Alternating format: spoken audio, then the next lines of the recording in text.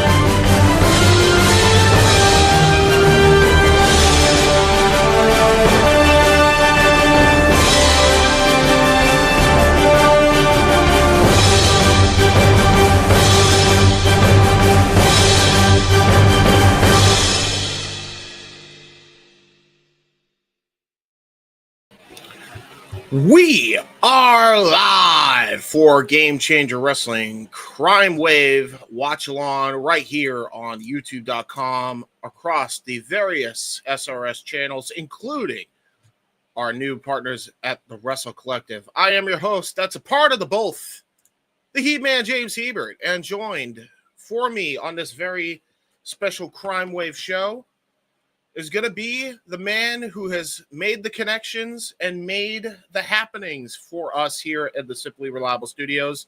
He is the one, the only, the Renegade, JJ Williams. What is going on, good sir? Good to have you, man. Good to have you back. Oh, we're having beanies. It's a beanie day now. Look at that. You know, sometimes I see the way I look on the screen and I realize that my daughter's right about being able to show an IMAX double feature on my forehead and get a little bit, sensitive about it. So. I'm telling you, man, this is why I'm bald and you got to make it happen. But see, I'm almost 20 years older than you. So yeah, it's supposed to happen to me. It shouldn't be happening to you. It really shouldn't be. But the fact that my hair still comes down to like my shoulder and everything, it's just the top part that's starting to run away from me. Yeah, the length is still there, man. I hear it, man. Just the top part starting to run away. Like Shaggy running from a ghost on Scooby Doo. Really? Yeah, I hear it. But yeah, man, it's good to be here. It's good to be back on a GCW call, man. The original team, yes, began bringing GCW to the masses, at least as far as the Simply Reliable Studios goes. Yep, we started at WrestleMania weekend, and it's brought us all the way here. Yes, and it's been a wild ride. We already saw some of the people we've been heavily supporting signed. Including one Zeta. By the way, I feel like we should mention this because we had talked about Jordan Oliver and Alec Price because we've been riding high on them for so damn long. We completely neglected Zeta Steel, who also got signed to AEW as well. She did. I mean, the difference, and I think why she got bypassed just a little bit, is the fact that she was WWID, she was on Evolve, so It's more of a hop over, really, than it is an independent talent being signed. Yeah, for us, and I mentioned this a little bit on Shenanigans when we ran everything back, and I was able to give my piece. Coming out of Spring Break 9, there were 3 names you and I were very high on: Oliver and Price, and Atticus Cogar. Oh yeah, 100%. And to see Busta in the Brain, YDNP get signed, not even a year into their run as a tag team, just shows that like we were on the same frequency, man. We saw it. Yeah, we did. My dad has always had that knack too. He famously likes to remind people, you know, going back to American Idol. Remember when that was like the huge thing? Yeah. Back when When Simon Carrie Cowell was a Underwood, white prick. when Carrie Underwood walked into her audition, my dad said that girl's going to win the show, He was right. and she did. And Carrie Underwood When became REM dropped "Losing My Religion" back in the early '90s, he said that's going to be a #1 song, and it was. Mm-hmm. My dad has had that knack throughout the years to be able to spot a hit and the talent before other people do. And some of that is rubbed off on me. I haven't been as good at him when it comes to it, but man, we saw Jordan and Alec, and the more that things progressed for them on the indie scene, the more we knew that we had seen something special. We were witnessing a moment. You know, it's kind of like the MCU in a way, in that you watch all the pieces start to fall into place, so that when the big battle takes place in Endgame and Cap finally says Avengers Assemble after teasing it for so long, everybody loses their shit. Yeah. We saw all the pieces fall into place, so that when Max asked them if they wanted to be all elite, everyone was collectively losing their shit. Yes. Especially the people in our team who had been riding with them from day one. There was people on both teams, on the SRS and Collective, that were stoked when they got signed, because there was people, I think, on all fronts, like, wanting these guys to be signed. Yeah. It was awesome, man. It was just so freaking cool. And again, I'll say it on every stream. I don't care. I'm so happy for those guys. I'm like, Same. I immediately slid into Jordan's DMs. Yeah, man. Because I have been communicating with him. People know that because we got that video promo from them accepting the award for the Simply Reliable Studios Awards. Yeah. I've been communicating with him for a minute. So as soon as I got home and watched the footage back, I slid into his DMs and I was just like, dude, my opinion probably doesn't mean shit to you, but I just want to let you know how happy I am for you and Alec, you know? Yeah, and he didn't reply, but I could see that he read it because the little notification popped up that he saw it. And that's all that matters to me, is that he took the time to read my message. Mm-hmm. It's so dope, man. Like, again, I'm so happy. We've been calling their matches since, man, Mania weekend. We literally called their very uprising. Yeah. You know, their start. And as we transition into the card that we're going to talk about today, now granted, Busta and the Brain don't have a title defense. Jordan is on the card. Alec is not. Yeah. But with what I know, because of spoilers, happened last night, in that we have a new ultra-violent champion, you almost got to kind of wonder, when do they lose those tag titles? If they're going to be heavily focused in AEW or even Ring of Honor, how long is Tony going to allow them to double dip that extensively to where they run the risk of getting injured? That's a fair shout. And if they're going to lose the titles, I don't necessarily want a monopoly. No. But goddamn, can we just get Christian and Otis the tag straps too, and just let Vandal 48 fucking run this shit?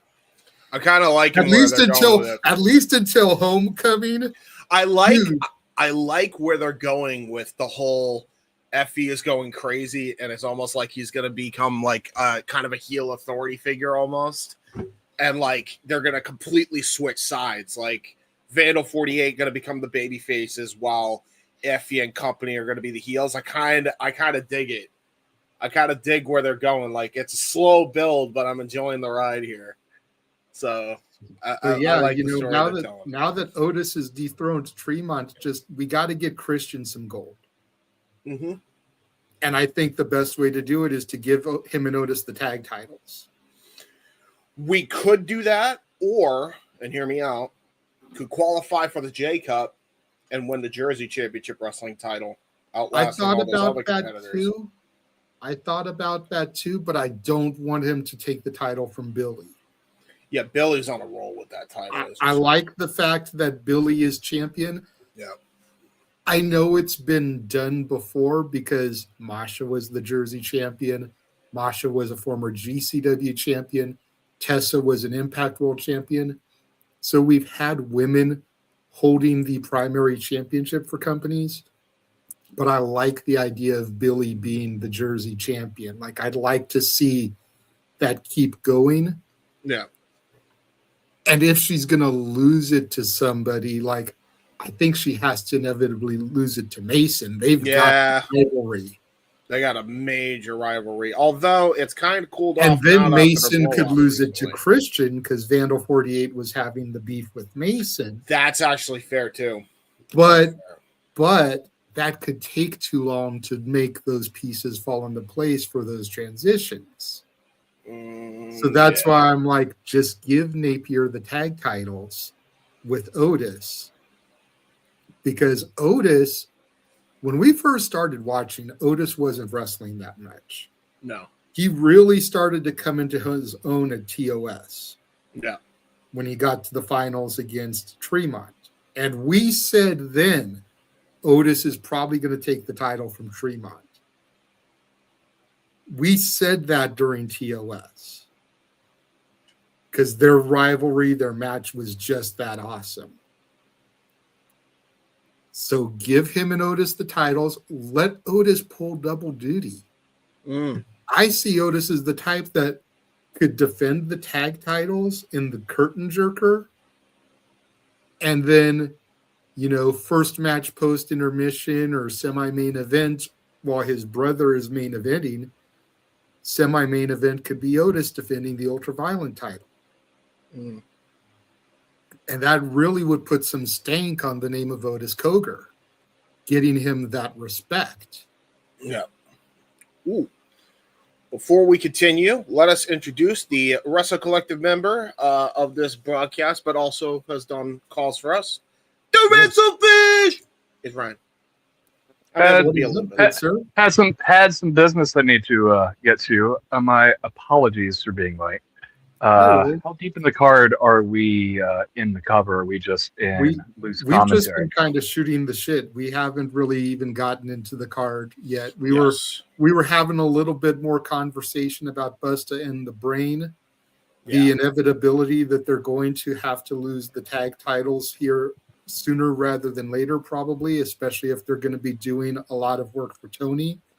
And the fact that after Otis became ultraviolent champion last night, kind of want to see Otis and Napier become tag title holders.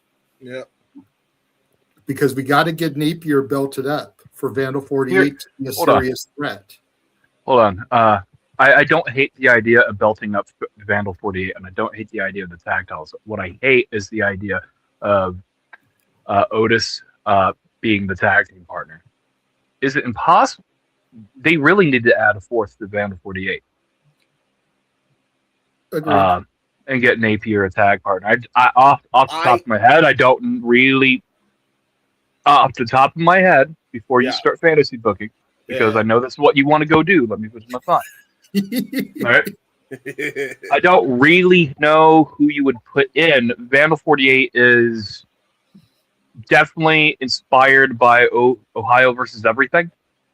Yep. And I'm not entirely certain if it's possible. Like, I wouldn't want to bring in Jake Crisp for some dates to fill this role.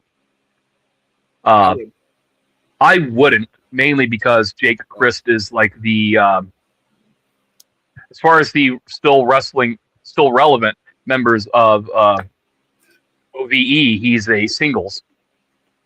And, it is what it is. However, there are some other talents that you could probably pull from the Ohio area that have the look, the grungy bum under a bridge troll look that OVE definitely has. Yeah.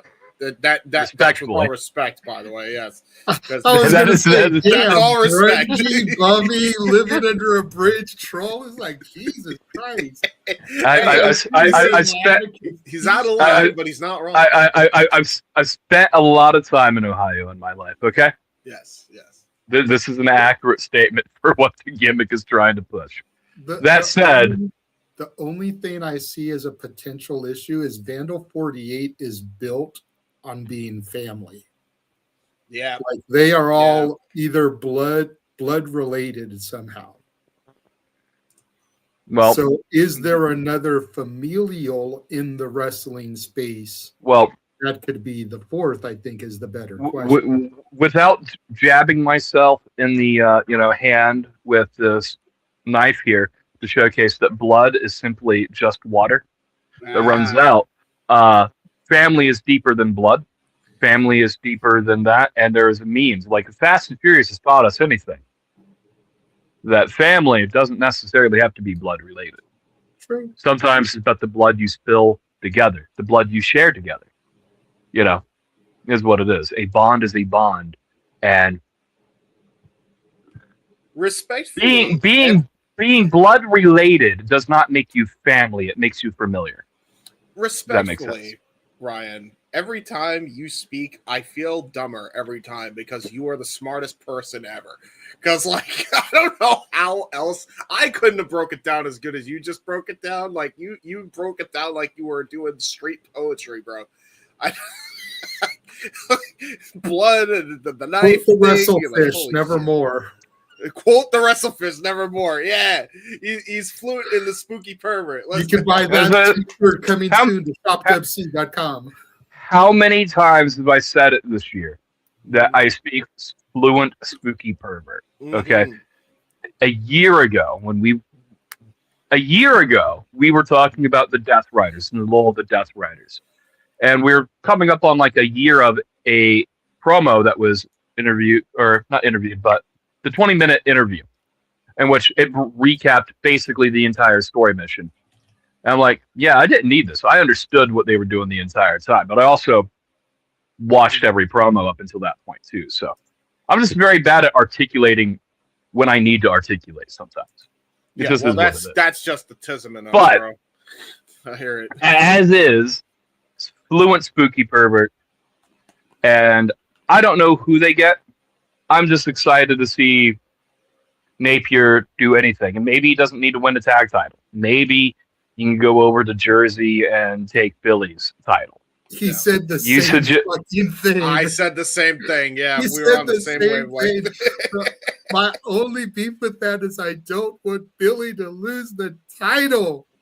I don't want Billy to wrestle someone from Vandal 48 and risk dying. This is fair too. I told James if she's gonna lose the title with the rivalry, I feel like she needs to lose it to Mason.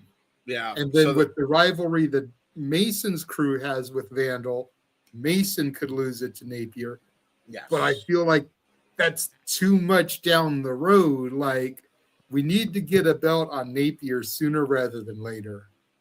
Yeah, I agree. Not to ruin or stifle said conversation, but we do have a card to run down, so let's run it down while we still have 10 minutes to do so. Let's start off with this match. We got some good lucha tings. We got this is just gonna fucking slap. This needs to grip the curtain. Yes, brother. Open it. Open it. Hot open. Start it up with something that is palpable. Really looking forward to this. The former Kalisto, Samuray Del Sol taking on Vengador. I did read this is now a J-Cup qualifying match. That makes a lot of sense. I'm glad that they're going to put in a luchador. There's a lot of great talent in the J-Cup. I'm really looking forward to the J-Cup this year. It's going to be our first one that we call proper because we were going to try to cover it last year. We just didn't have the teams for it. I'm really looking forward to it. I don't think we were covering them yet because if it's in February every year, we didn't even come into GCW until mid-April. Mm-hmm. So, yeah. But Looking- yeah, looking the forward to it. talent in the tournament is looking phenomenal. Shout out to Oro Mensa, the former Oro Mensa. I forget what the last name is that he's using. The audio sucked last night. I think it was Adon or something like that. Orso Adon. Oro Adon. Oro Yeah, Adon. he's the main man. Oro is sometimes. But shout he out goes to by. him for qualifying. When I saw that he was in that match, I kind of figured he would. Yeah. I know Jakara Jackson, Mara Sade is on that card fighting Willow. I want to see the two of them do something together on the show. Shades of Old Metaphor. Yep. You know, even if it's just a backstage promo where they kind of walk by each other and wish each other luck, just that shared moment so that the nerds of NXT get it. Like, he said the thing. He said the thing. You know what I mean? Peter Griffin style. I hear it. Well, speaking of main man Oro, let's talk about his match with our boy Jordan Oliver. This match should slap. Dude. I wonder what dates Alec Price was taking this weekend. Yes. Because we are right that he has to. They don't necessarily have to drop the titles. They just have to be there available consistently to defend the titles. Mm-hmm. And maybe GCW title defense can be done on a Sunday, where Collision isn't going to happen anymore. You know, it doesn't. Collision's not on Sundays anyways. Not the point. We're calling a Sunday GCW show. Yeah. You know, for what it is. But we can't expect them to be around all the time. So this is what it is. So kind of shocked that we are not getting like impromptu like tag team championship. But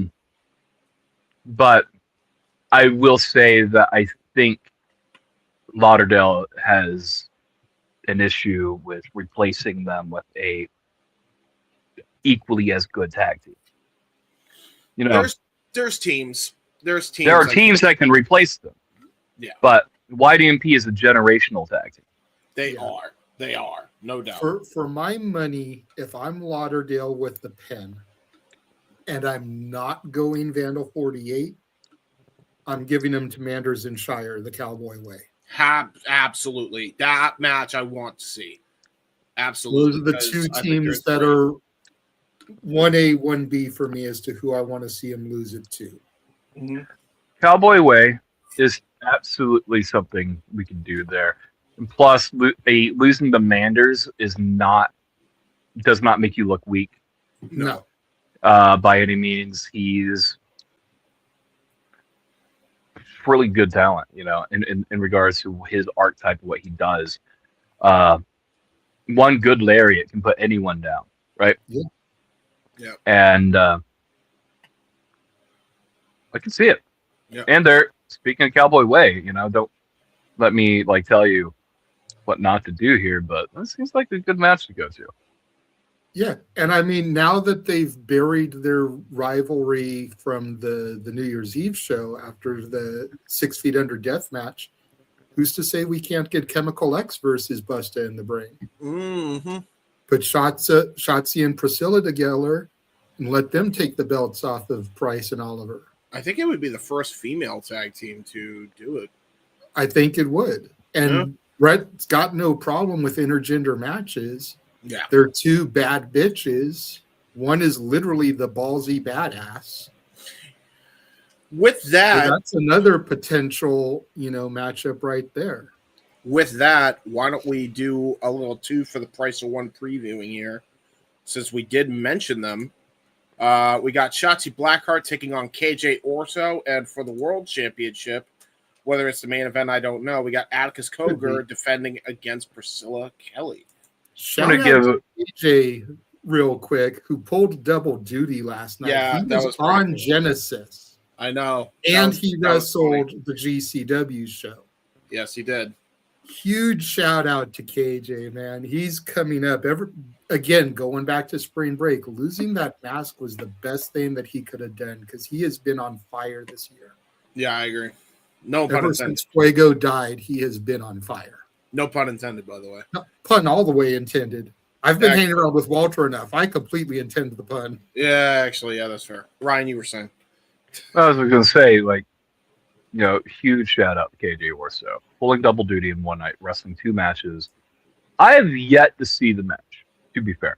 I'm told Genesis was a good show, and this is not that show to break that down. But good on him. Great opportunity for KJ Orso. Maximize your minutes wherever you can, whenever you're on TV. It is what it is. 100%. But Priscilla Kelly getting a shot at the GCW World Championship.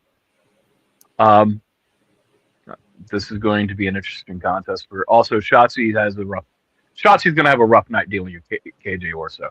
He's one dirty bastard in terms of his fighting style. Yeah. So, will the ballsy badass be able to pull out?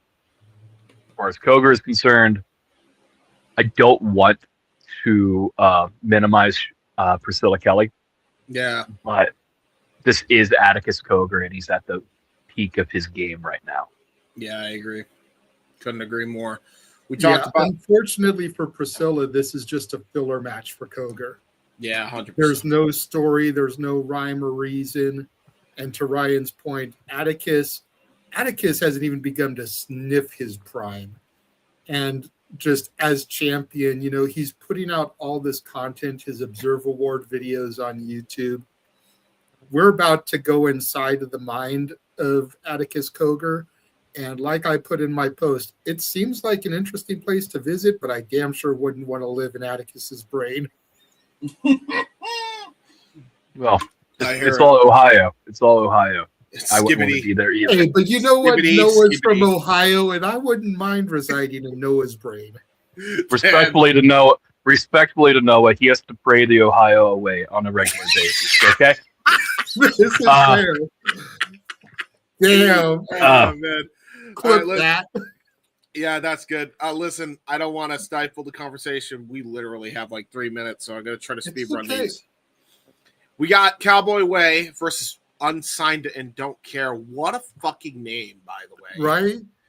Jesus I thought that was gold. I don't know how to feel, but that's crazy. UADC, okay? UAVC. Yeah. UADC. Cowboy Way's going to get the victory here, and I could see them issuing a challenge after the match to Busta in the Brain. I do remember they issued that before at a Jersey Championship Wrestling show, and YDNP have not answered it yet. So they can kind of re-hype that,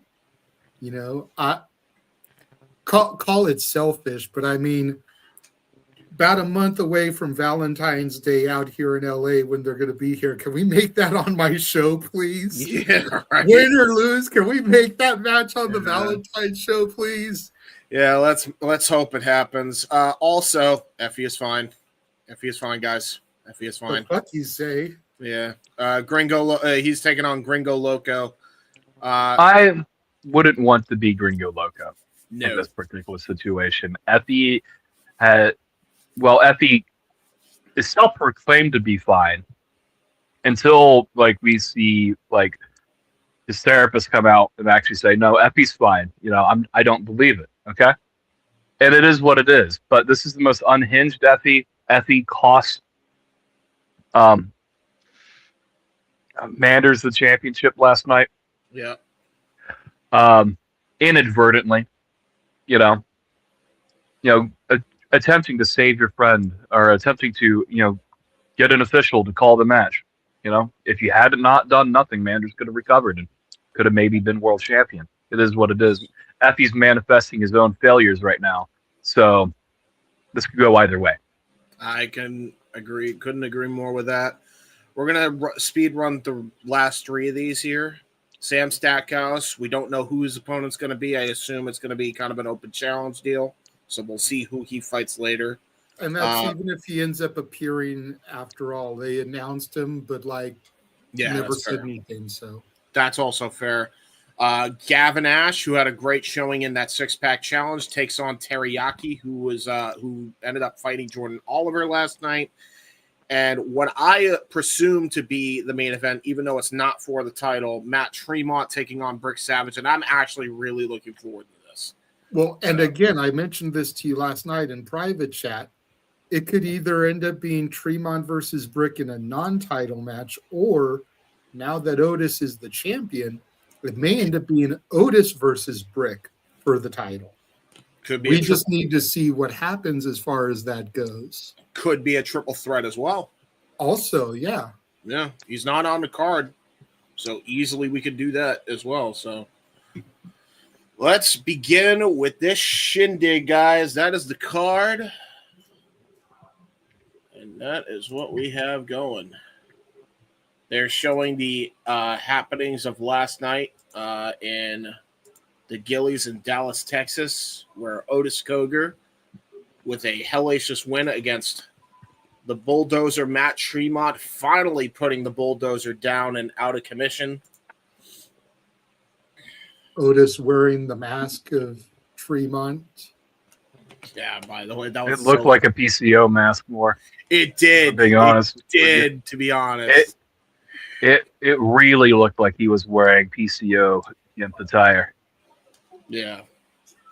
And going back to what we were saying about Atticus, if you haven't watched the first episode of his Observe Award series, watch it, because even though it's only about a minute and a half, 2 minutes, it explains the psychology behind why they do the masks.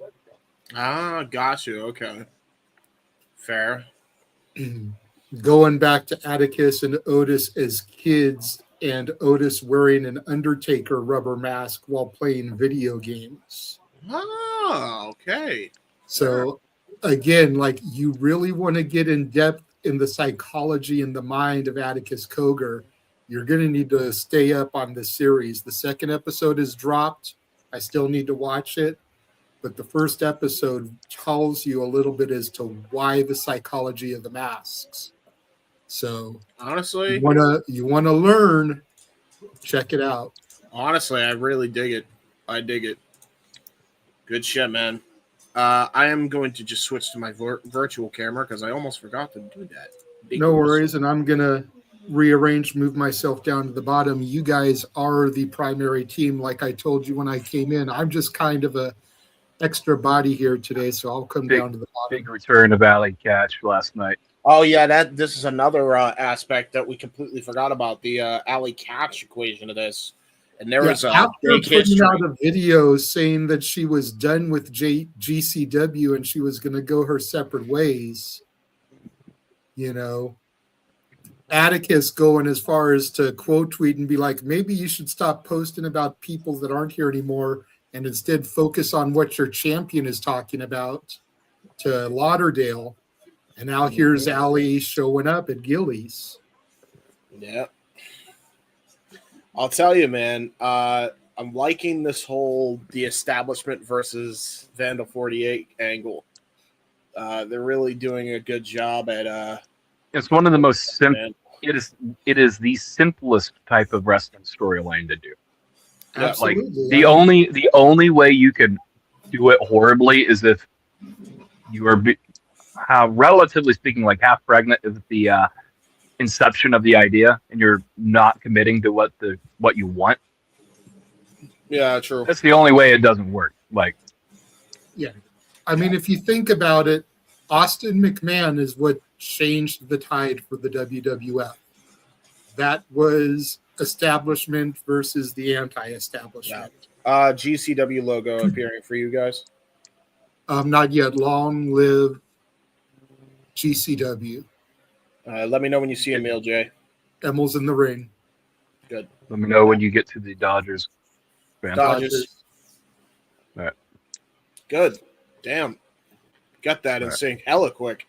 Yep. That's the hardest part about doing 3-person booths. Yeah. Or where each person you add onto the booth, it becomes harder. That's fair. That's fair. It does help when all three people are actually trying to do it and actually are paying attention. Nick! Sorry. Love you, Nick. Wah. Womp womp. We love you, though, bro. I love Nick, but his lack of paying attention hinders my ability to pay attention. Yes. Agreed. We love you, brother. Like, goddamn. Emil J, hyping something up here. Yeah. Emil is cool as fuck, dude. If you guys don't follow him on X, I highly recommend it. Last year, for every day of the year, he posted a different magazine cover from wrestling's history. And this year, he's just posting random wrestling items that I assume he owns. Yeah. So it's just kind of cool to see these random things pop up on your timeline. It's like random wrestling collectible of the day. Yeah. Dude is chill as hell. There we go. Looks Teriyaki to start things off. Yes, sir. It's going to be a fun night. This is an interesting venue. Yep. Let us begin with the dingish. And their first show in Kansas, by the way, so they only now have 14 states left to conquer. Oh, wow. Good for them. They've been to 36 of the 50 states. My apologies, by the way, for not flashing up your comments earlier, guys. We were deep into the conversation, but hello, Safet. Hello, Charles. Good to see y'all. Hello, Nick, as well. Good to see you. Depends if Manders interject. Oh, okay. He was referring to the other stuff. Gotcha. Good to see everybody in the chat. Thank you for tuning in. Gavin Ash wearing different gear from last night. A little bit. It's not a little bit. He's wearing very different gear. He was wearing blue pants yesterday. Now he's wearing fiery shorts and a soccer jersey. I think. I don't know. Is Gavin Ash like? Is he like trying to be Will Ospreay, but like bootleg with the jersey? Everything in wrestling has been taken from somebody else at some point in time. Who knows? That's fair. That's fair. You know what he feels like when I see him in this gear? It's like he's a soccer kid. You know what I mean? Like straight up, like he played soccer as like a kid or something. Should be a fun match. That is what soccer kid means, James. This is fair. We got Gavin Ash, Teriyaki to kick the show off. This is an interesting venue. Is this like a coffee shop? It looks like it. I kind of really dig it. Bell rings are underway. Really big coffee shop. I kind of like it. I dig it. The mall, maybe? Part of a mall? Maybe. I mean, to be fair, this year we have not been a stranger to shit like that. I only say that because West Coast Pro actually did something near a sub shop, so it's not impossible. And speaking of inspired gear, Teriyaki is absolutely taking AJ Styles for inspiration. Yeah, a little bit. I could see that 100%. Nice arm drag there by Gavin Ash. Takes it out. Nice. Looks like he's going to go for a little lucha arm drag here. Going to the top rope. Ooh, a little old school with it. Hits the arm drag, but I think he was trying to stick the landing to hit the arm drag. He got it off nonetheless. Well, nice crossbar. Teriyaki had to dive through to release pressure on his shoulder there, James. Yeah, just a bit. Yeah. See, that's what the commentary is supposed to do. Protect the botches. Now trying to go for a double sludge was Teriyaki, and nice duck of the 1-2.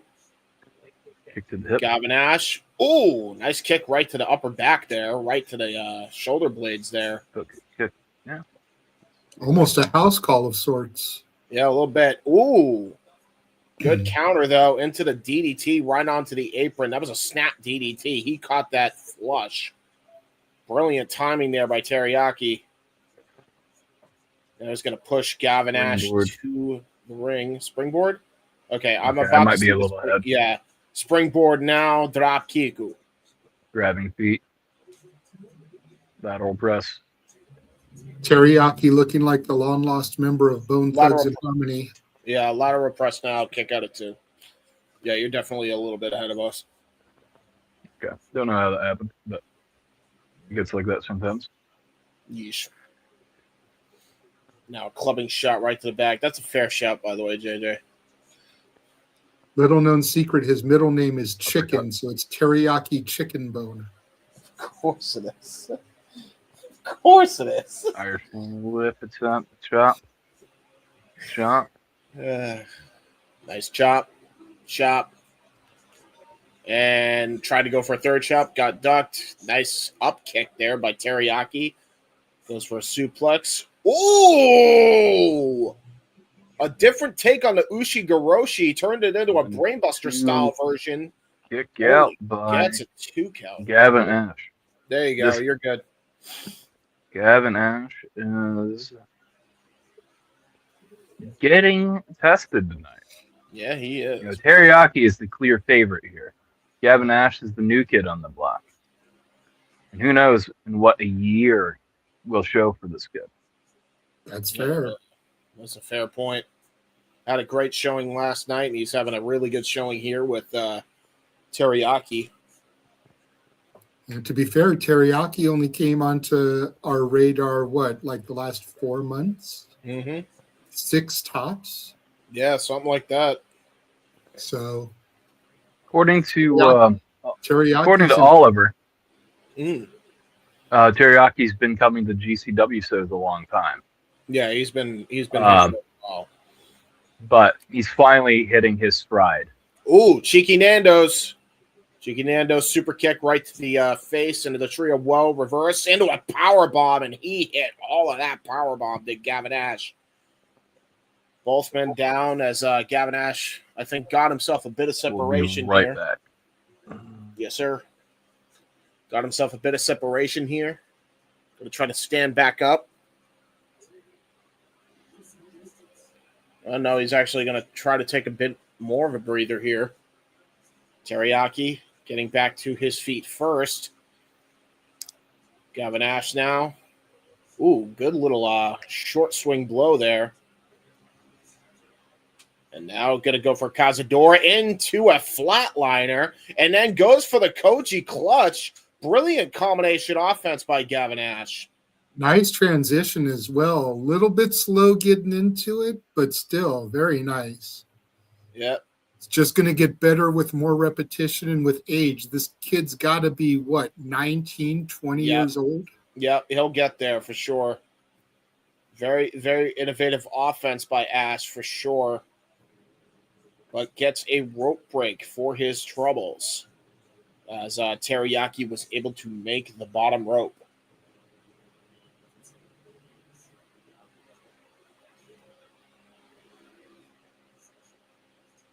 Ooh. Nice discus elbow. Fuck me. He knocked Gavin's jaw off, and now he returns fire with his own forearm shiver while Teriyaki was trying to bounce off the ropes. Pump kick, though, sends Gavin Ash into the other side of the ropes.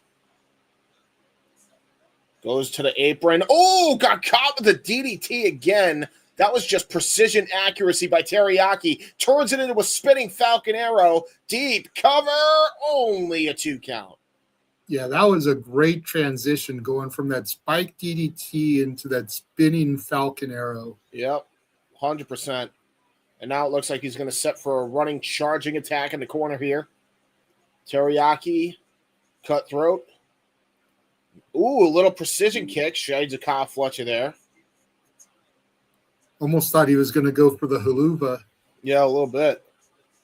Now springboarding. Oh, he was going to try to go for the split leg Spanish fly. Got caught in a Lope Suicida by Gavin Ash. Little Austin Aries style suicide dive. Got all of it. Sends him into the front row of the audience.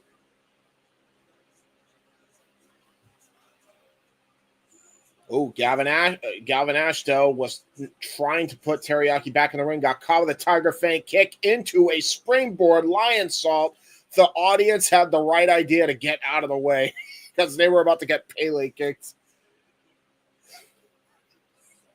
That could have been good. I don't know if that was the right idea. Like, granted, you don't want them to land on you and kick you, but at the same time, if they had eaten shit, the fans' laps could have saved them. Yeah, a little bit. Because remember, GCW has no mats. That is concrete. This is fair. Oh, wait a minute. Uh-oh. Gavin Ash, Spanish Fly. There's a cover and a kick. Oh, a kick out at 2. And look at the way he transitioned out of that, though. And a double Meteora right to the back of the head by Gavin Ash. Brilliant combination again, but only gets a 2 count. Look at the blood on the lip of Teriyaki. A little bit of blood in the mouth there. I was going to say, look at the blood stains on the canvas. Like, dude, this is the first match. How is there that much blood stains on this mat already? That was from last night. I don't think they changed the mat. I think they just fixed the rip that was in the mat last night. And now Gavin Ash going to go for a top rope maneuver here, possibly looking for coup de grace. Got countered. Teriyaki reversal. Ooh, seatbelt pin by Teriyaki, only gets a 2 count. Gavin Ash able to kick out of it, trying to go for a crucifix pin, only gets a 2 count. Nice reversal there by Teriyaki into a sunset flip O'Connor roll, almost got it on Teriyaki. I thought that was 3. I did too. Nice enziguri. Dude, it is going back and forth between these two. I love it. Nice big boot. With the boot up. Jumping enziguri by Yaki. Enziguri. Boom! Nice snap suplex. Are you kidding me? That is it. What a match between these two. Great maneuvering. Slingshot suplex from the top rope gets the win. Great matchup. Whew. Sorry about that. Had to go put my supper in. You are fine. Shit. It is dinner time. I had my dinner before the show. I had myself an Italian soups. It's 3:15 for me. It's not even anywhere near dinner yet. Yeah, dude, it's lunchtime for you. Shit. Good shit, though. Really good match. I'll probably eat dinner when this is over. I really like the ending sequence of that whole thing, by the way. That was like one thing after another. It was like sequence after sequence, bro. That was great. Gavin Ash definitely got a future in the making for himself. Yeah. Very nice.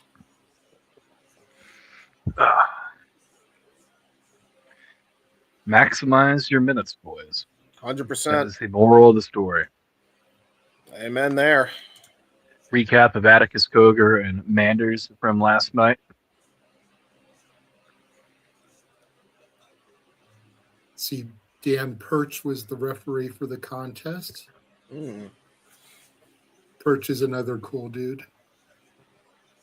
Dude, I'm going to try to get him to come on to Shenanigans, too, at some point. That was a great Oklahoma Stampede, by the way.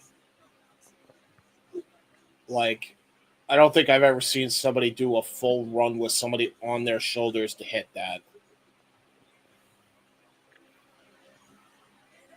What's that other boot? God, I got so much wrestling to watch this week. I got to catch up on goddamn Genesis. I got to watch Maximum Carnage, both shows. And that's after we covered this last show for GCW, which we've been calling all weekend. Yep. A lot to cover. It can be a chore sometimes. Yeah, it's fine. At least next week, I think, is a pretty calm week. Yeah, right. We got Saturday night's main event in the UFC show. That's it. Oh, thank God. But the weekend after that,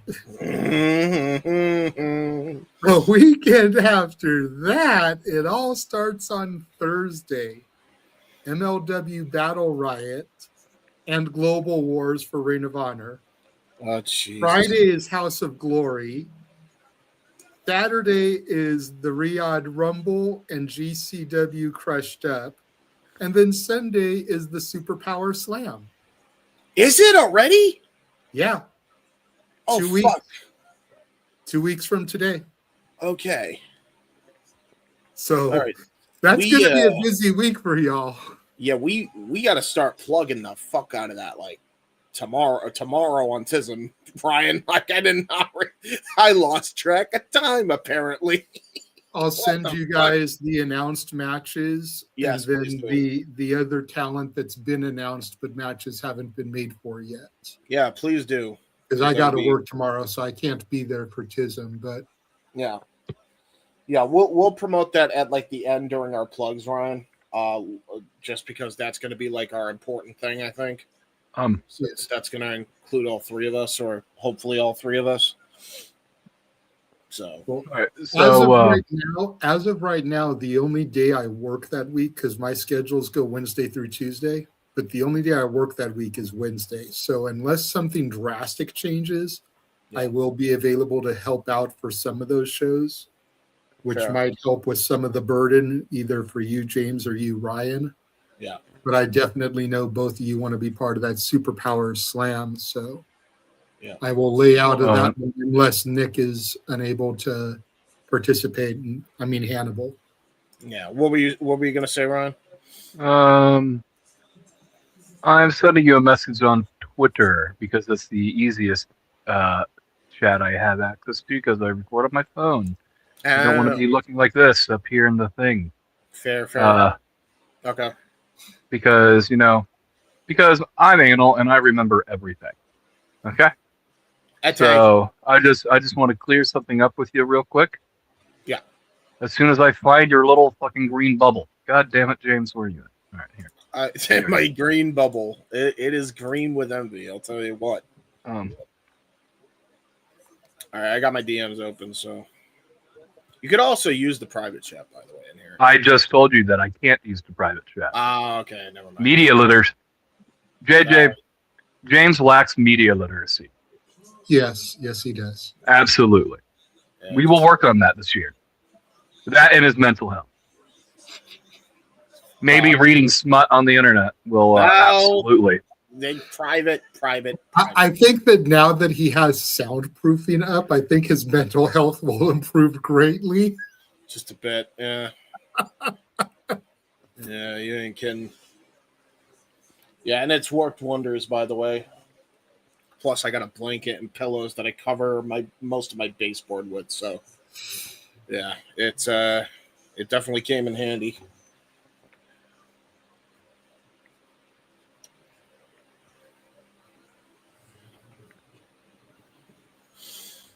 And here comes the Cowboy Way.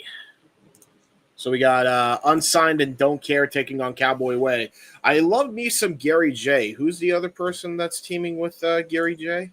Anakin Murphy. Okay. Don't know him, but do love me some Anakin apparently is a real name. Yes, it is. Anakin is apparently a real name. Yes. And a suicide dive to the outside to start this contest. Yeah, I can't be there now. Gary J with a third suicide dive. Oh, no. Oh, no. Well, that's going to be a fight. We'll talk about it in post. Yes. In post. I'm not missing that show live, though. I don't care. I have to cover that. It's not something we can just do on delay. We'll cover it in post, James. Huh? Take it away from the action. Okay. And I don't remember his name, but he just hit a big overhead chop. Yeah, that's Thomas Shire. Thomas Shire. Thomas Gary Shire. J in the ring now. He is way too tall to be from the Shire. From the Shire, I hear it. Hey, yeah. Fair.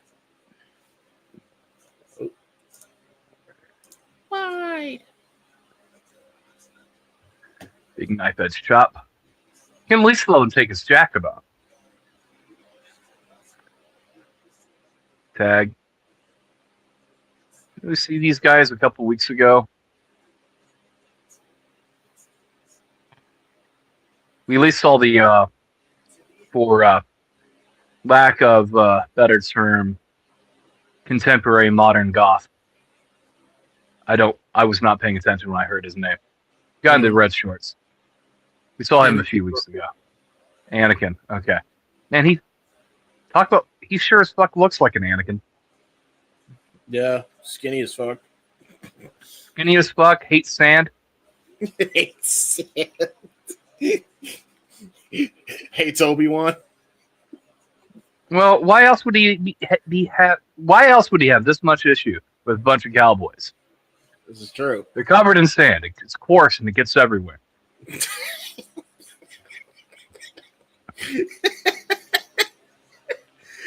Yeah, Anakin. Attempted Rainmaker. Yeah. And a big lariat, uppercut to the back of the neck. Oh, Shire is pissed. yeah, you just pissed off the Cowboys, buddy. You just pissed off them Cowboys. Legend has it that Shire grows the hair that Manders can't. All right, bald joke, everybody. Low-hanging fruit. It doesn't matter if you piss Cowboys off; they still can't win championships. This is true. Especially in Texas Yeah, or Christmas games.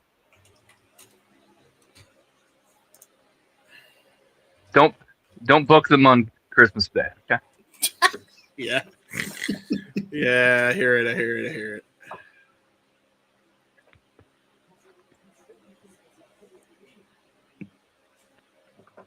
Well, I might be able to do both. I'm seeing it.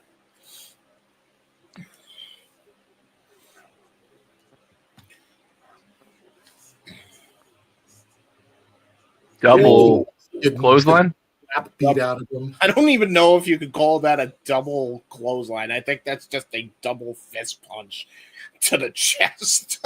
that's what that was. Their hands were kind of together. They still kind of hit it together. I don't know.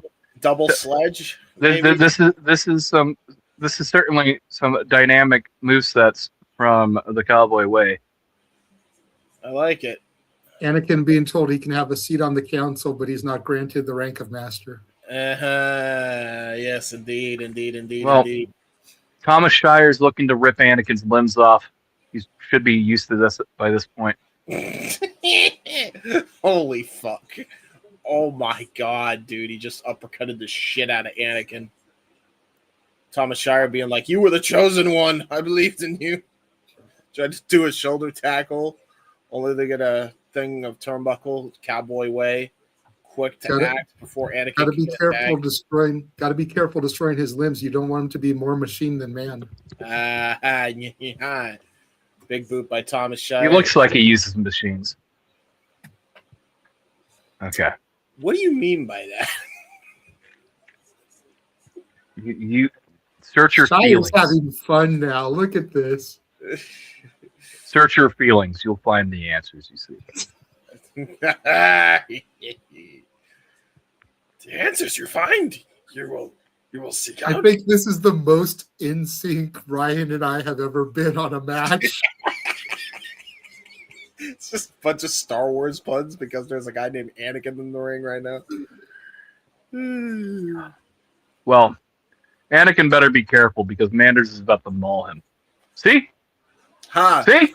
Hi. The Darth Maul. Oklahoma Stampede, bang. Hit all God damn it, James. We all like Star Wars, but you don't have to be such a nerd about it.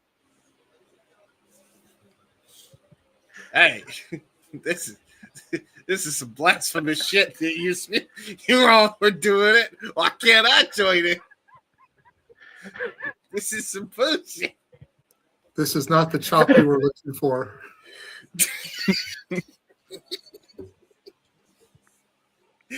Oh, That, on the other hand, was the chop you were looking for. that was the chop that Manders was looking for because he just damn near killed Anakin with that chop.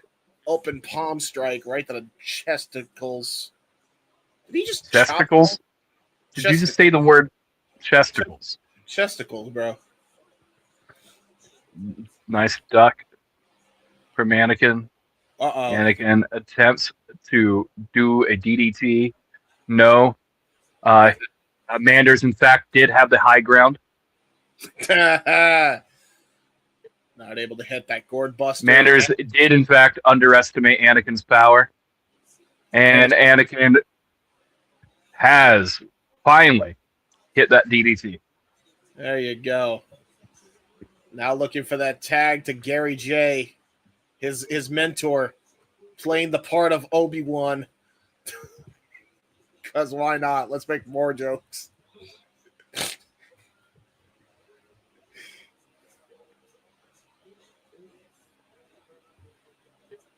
Oh, no, it looks more like Chewbacca.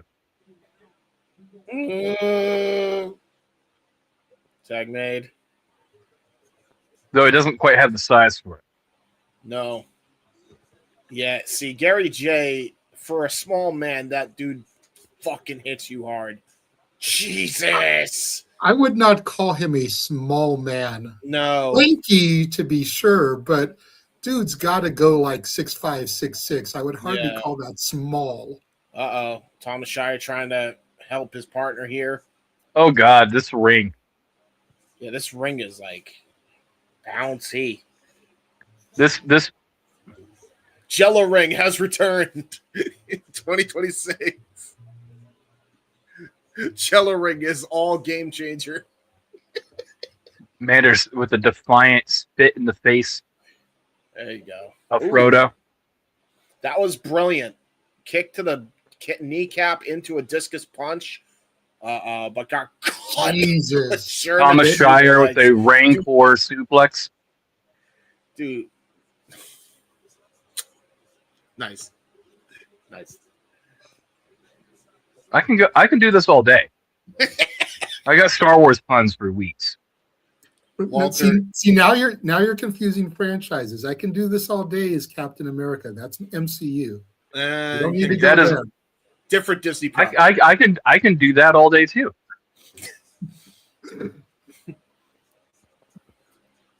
I'll tell you right now, Gary J is definitely no Winter Soldier. Actually, maybe he's pale enough to be. This is like watching a troll fight, a dwarf and Lord of the Rings. Now we're just really blasphemizing mixing franchises, brother. See, John's like, don't cross-reference. Well, too late, John. Used his belt, uppercut. Yeah, they're just fighting here. Gary is tagged Anakin back in. Yeah, this was not the smartest move. And a coffin drop from Anakin. All right. Well, there you go. He's claiming it was a springboard elbow. It was a coffin drop. Lariat to Gary J. Nice spinning wheel kick there by Anakin. Not Skywalker. Only gets a 2 count for that, though. Suicide dive, though, by Gary J. That may be the opening that what's his last name? I forget. Anakin Murphy needs. Oh God, steel chairs. Okay, we're going hardcore here. First hardcore. Can we get a door bridge? Possibly. He's getting the chairs in line for it. 4th chair. Nice little roundhouse kick, super kick. Oh my God. He was hitting a bunch of kicks there. Oh, Anders' foot is bandaged up from the damage last night. Oh, God, and it looks like they're going to try to attack it. Oh, God. I think they're turning to the ways of Concerto to the ankle. I think they're turning to the ways of the Sith here, because that was very heelish. What the fuck is this goddamn contraption? What are they thinking? I give you Darth Rudo. Darth Rudo is fantastic. Oh, God. Anakin got... Oh no. Oh, Jesus. Oh! He's dead. He absolutely underestimated his power. Wow. Or overestimated his power, I should say. Oh, man. They did, in fact, have the high ground. That. That was brutal. Wow, what the How do you? fuck? I hope his back needed that. Honestly, Yeah, really. I hope that was just. otherwise it would have just hurt. Let's look at it again. Oh, please no! Ow! Oh, Jesus Christ Almighty on a cracker, bro! Now would be a good time to post the Regal tweet because By the that way, kid, that kid's gonna have to look at that later in life. for the record, this is the best way I can describe it for the audience that are wondering what the fuck we just cringed at. They did the Spirit Squad toss and then drilled him into the chairs, and the chairs were like laid kind of with the lips together, like the seat, the laying, like where you lay your back onto the seat part. They were all together, and his back went through all of those. And that's how Cowboy Way got the victory. Now Cowboy Way is adopting Anakin Skywalker into the Cowboy Council. You know, he's been granted the rank of cowboy. Yeah.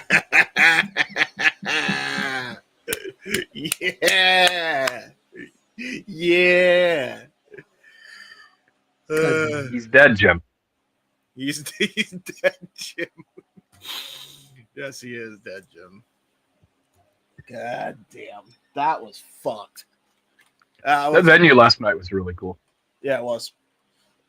UCW has some really good venues. I enjoy these. Go to bars, man. If you are working in professional wrestling, or you have a fledgling, for lack of a better term, mud show that you're trying to get off the ground and turn into something special, try to do bar shows.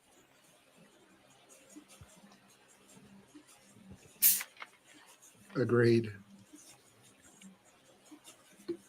Like everybody does bingo halls, gymnasiums, schools, lack of a better term, Schools. churches. Like you have to go wherever you get what you get, basically, in terms of the gymnasium that you get access to. Okay. Yep. This is a very fun show. I enjoyed a lot of the action that happened here. I don't know. Were you able to go back and watch the Limitless show, JJ? Not yet, no. I haven't really had the time. I ended up picking a shift up yesterday. I will say... Hold on, James. Oh, go ahead. Sorry. Working pretty much all the way through a good chunk of shenanigans even last night. I was telling James I started watching Code of the Streets before coming on to this. I got through Shotzi and Emerson Jane before I had to stop, so I need to finish that up, and then I'll watch Limitless probably Tuesday if I'm being honest. But I did see the entire MJF segment. Not the match, but the segment. Fair. Well, I'll say that MJF came to hoop that day. Yeah, that was fucking phenomenal. I will say this much. I still like the GCW show, but out of all the shows I've seen, this still has yet to conclude, by the way. So that's not counting this show right now. But so far, out of all the shows this weekend, that has been the best show of the weekend so far, in my opinion, that I've seen. The Limitless show? And it was free. Yeah, it was free. Like, I would have paid for that. Like, some of the shit. They took 1,900 people into a hockey rink. It was really good. Like, the audio was lacking. I'll say that, right? But overall, the show was good. From a wrestling aesthetic, really good. You know, a lot of people should do more Royal Rumbles. I know you can only do them so often, but. And that Royal Rumble was fucking fun, by the way. That was a great way to cap it off as well. Overall, really enjoyed it. And it set up a lot of things for the future for their next Limitless show. Got a new favorite from that side of the fence. Desmond Cole really impressed the shit out of me. I think he's got a future in the industry also. Reminds me of Conan mixed with a bit of R-Truth. Well, we have new action on screen. Shotzi Blackheart has entered the ring, and KJ Orso is talking his shit to the microphone. Not microphone, the camera. Yeah, it's a microphone. There's a microphone on that cam. Pretty close. It's close enough for government work. KJ Orso wrestling his third match in 2 nights. Yeah, true. Actually, you want to get really argumentative, third match in a 24-hour period of time. Yeah. This is true. In a day.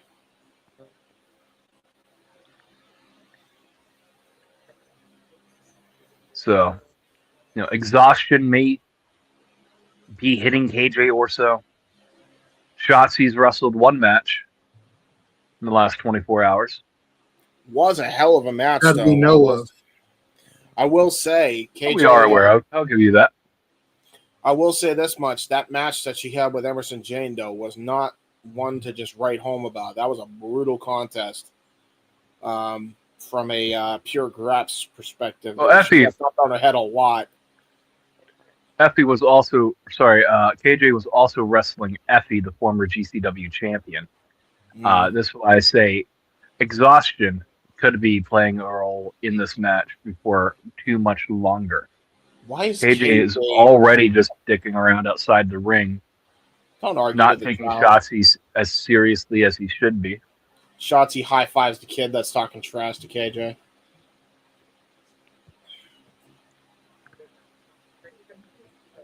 The bell has rung, and we are off to the races. Mm-hmm. Yes, sir. This is one of those things where I can't even say that KJ Orso has a size advantage. Really even up with Shotzi.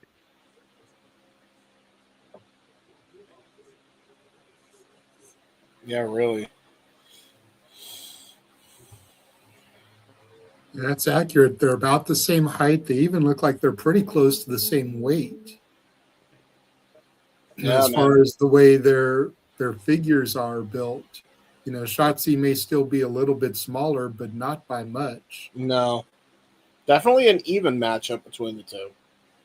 As even as it can be, all genetic advantages aside. I don't think KJ is going to have as easy as a time with this match as he might have thought. Yeah. He is showing some early power game. Yeah, waist lock. Shotzi is tougher. Well, we say tougher than $2 steak. A lot. Shotzi can take some fucking damage. It's true. And for everything that KJ has in the power game, and not to say that Shotzi doesn't, but for everything KJ has in the power game, Shotzi probably makes up for in flexibility. Ah, yeah, true.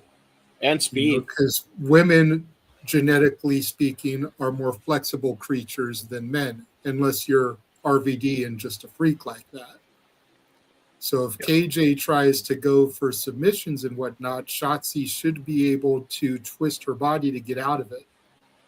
Right there, you see the way she's going for those pinfalls. It's right to your point, JJ. Very good, very astute observation. Going for the O'Connor roll seamlessly. And now KJ Orso. Irish whip hits it.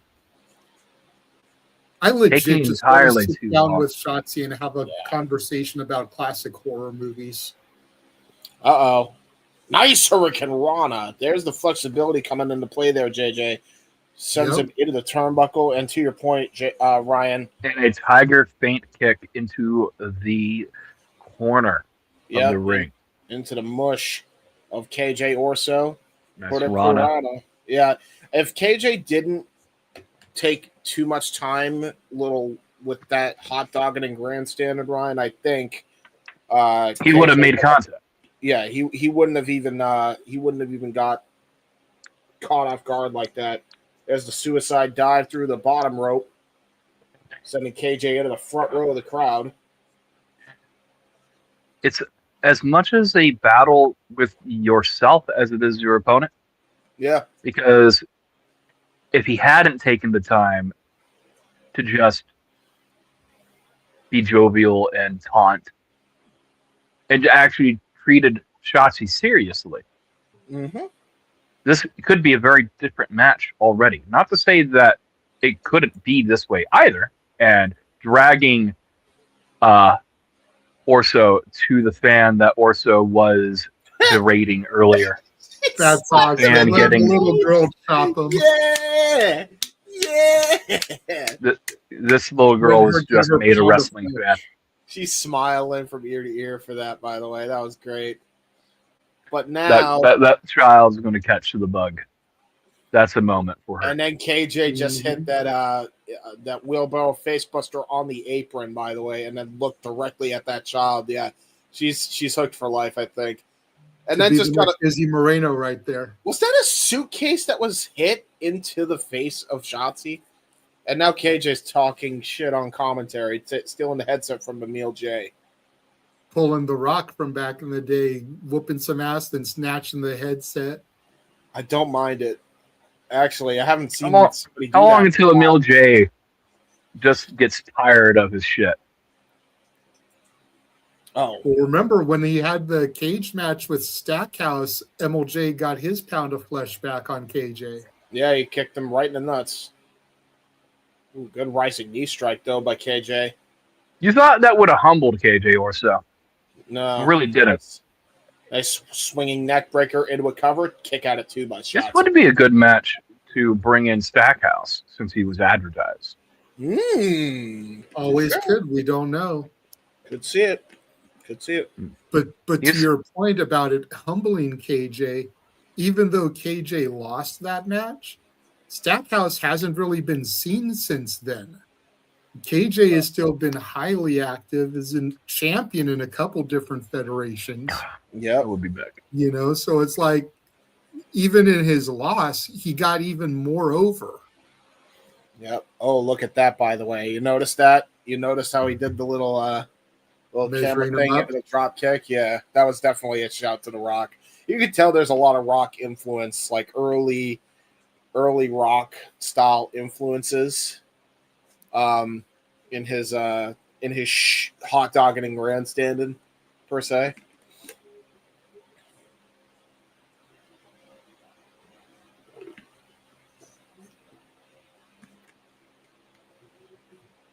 Now Shotzi fighting out of the chin lock here. Ooh, I think he hit a Mongolian chop, but it looked like a headbutt. Maybe faked out the headbutt for the chop. Tried to go for a charging attack. Got caught with a German suplex by Shotzi. Both competitors down. We are at a stalemate. Very nicely done.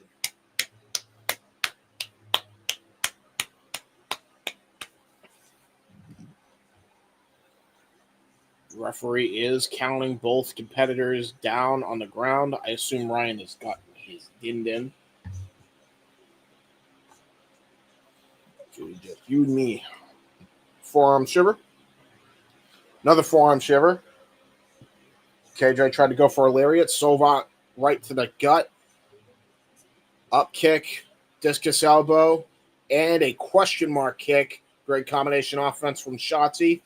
Bounces off the ropes. And a cannonball into the ropes. Choking out KJ a bit. Taking the wind out of his sails. Hits the cravat hold, trying to go for sliced bread number 2. Gets countered. Opts to go for a tornado DDT in the middle of the ring. Goes for a cover. Hook to the leg. Forrest. And only gets a 2 count. KJ kicks out.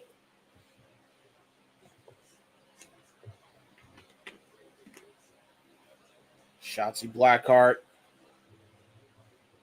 Big time ready here. We're back. The dinosaurs for me. I assume your dinner is ready? Yeah. Yeah, that's about right. If any of you are autistic enough or old enough to get the reference, guess the movie I remember most that I know nothing about. All I know is that phrasing from the commercials. That's fair. Great combination offense from KJ. Only gets a 2 count for him. He hit a wheelbarrow facebuster into the ropes, plus the X-Plex standard. Only got the 2 count for that. And now KJ is desperately trying to get back into the swing of things here. The pacing of tonight's GCW show is a lot better than it was last night. Yeah, I'll give you that. More taunting, KJ. Yeah, a lot of hot dogging and grandstanding. Now going to try to go for the double stomp. Got countered. Double stomp to the back of the head. Does not hit. And a nice springboard Canadian destroyer by Shotzi into a cover. There's 2 and a kick out. KJ powers out of it. 2.9. Look at Shotzi. She thought that was it. These kids who've grown up playing in the Call of Duty lobbies, just emoting and not taking their hitting that teabag eye off the ball, right? He was emoting before emoting was popular. Shotzi was trying to go for sliced bread number 2 in the corner. Got countered by KJ. Now it looks like he's going to try to go for a top rope maneuver here. Shotzi Blackheart being made to stand Full of hair. Uh-oh. Oh, no. KJ right into the Orsos as he falls onto the top rope there, gingerly. Oh, my God. Sliced bread from the top rope by Shotzi. God, all of it right on the back of his head and neck. Shotzi goes for a deep hook of both legs. Ooh. If she had not threw herself across the ring, she would have won this match. Yeah, man. That's a fair shout because that easily could have won the match here. But look at this. Going to try to go for the stage dive here. Stage dive. Ooh. Stops herself from hitting a senton. Was going to try to go for a charging attack. KJ pulled the referee in the way. Combination strikes. Sets up for the double stomp to the back of the head. Hook to the far leg. And it's over. I forget what he calls it now. I know he changed the name, but shots fired is the move. I will call it shots fired then, just for simplicity's sake. That's what Fuego called it. But like I said, I know now that he's changed the name of it. I just forget what he calls it now. Good shit. Very nice. MLJ coming down to the ringside area. Gave him cue cards. He's screaming at him.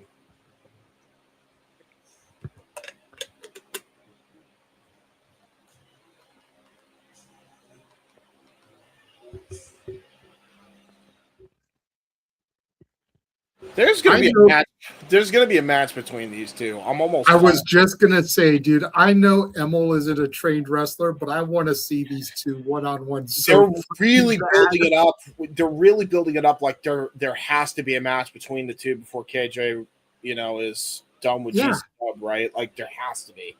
Like I know you guys don't tune in too much to Monday nights, but it's been the same thing with Becky Lynch and Jessica Carr. Like there's been so much between the two of them that like you almost figure there has to be a match between Becky and Jessica at some point. And it's the same thing here.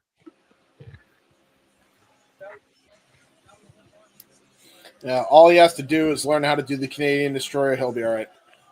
More Matt Cardona, celebration and thank you. Yes. I will, as I said last night, Matt Cardona left GCW in a better place than he found it. And honestly, I mean this with the greatest respect to those involved. I don't think it gets to where it is without Matt Cardona. Yep, 100%. I'll go a step further and to say that he didn't just leave GCW. He left the independents in general. In a better place than he found actually, yeah, absolutely valid. Because Matt Cardona is the modern day blueprint of how to make that bag on the independent circuit. Yeah, that's fair. And yeah, you can argue Cody before that, but Cody had that name. Cardona was the job guy. There's a little bit of a difference there in stature. And again, I get Cody was Stardust, but he was still a Rhodes. Yeah. He had that name, that pedigree. Everyone knew what he could do. I don't think people really knew what Cardona could be until he showed the world what he could be. Yep. And because of Cardona, you've got Shotzi and Priscilla Kelly and the others that have come since them showing the world what you can really do on the independent circuit. Yeah. Matt Cardona has always been a trendsetter. A lot of people have done vlogs. But there really wasn't too many wrestling vlogs before his Z True Long Island story. He was the original wrestler YouTuber, bro.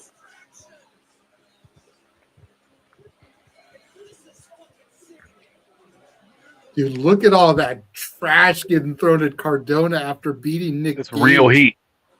That was real heat, dude. That match fucked, by the way. This was a great match. That's fucking Hulk Hogan turning heel, joining the NWO level of shit. He was hated, bro. He was hated. And here we go. Here comes Matt Tremont taking on Brick Savage. So now that the epic Doug Malo is out with an injury, I need even more Brick Savage and Rob Shit as a tag team called Shit and Brick. You know what? It needs to happen. And GCW is the place to do it. No more Rob Shit.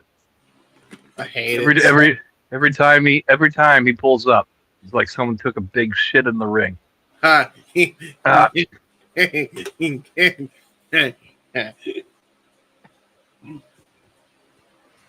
Brick Savage, man. He said shit. That man, I feel, is too large to wear a singlet. Yeah, bro. I will say, large in many ways. I did make fun of his. I originally thought that the stuff he was wearing around his chest was like weird BDSM thing. Then I realized it was a back supporter, and I immediately apologized last night. Yeah, have you seen the size of his balls? Of course, he needs back support. Yeah, he got big ass balls. Well, I'm telling you, Shit and Brick is like, that's money there. Shit and bricks. Fuck me, man. Help us, God. You know what? I'll do you one better. Add Sam Stackhouse to the mix, and you can call him Brick Shithouse.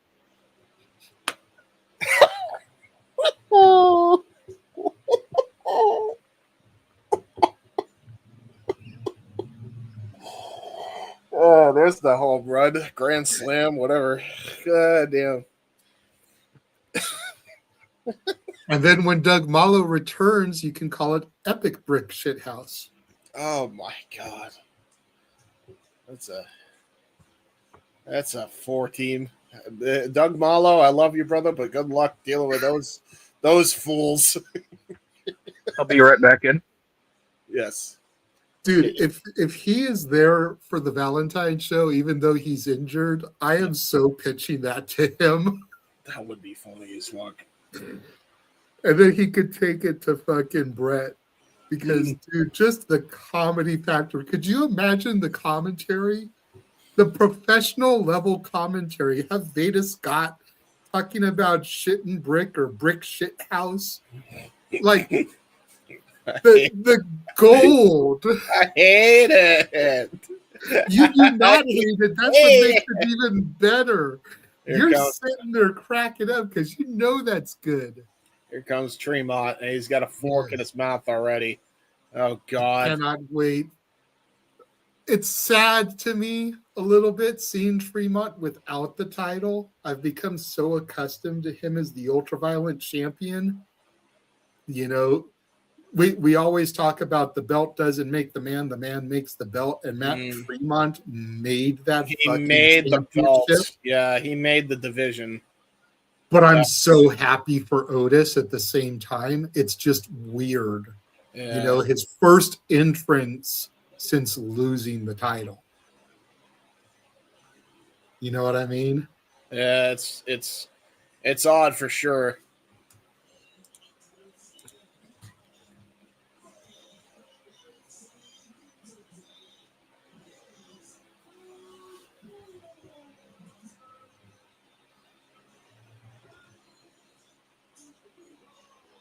Tremont looking to fork somebody up. That's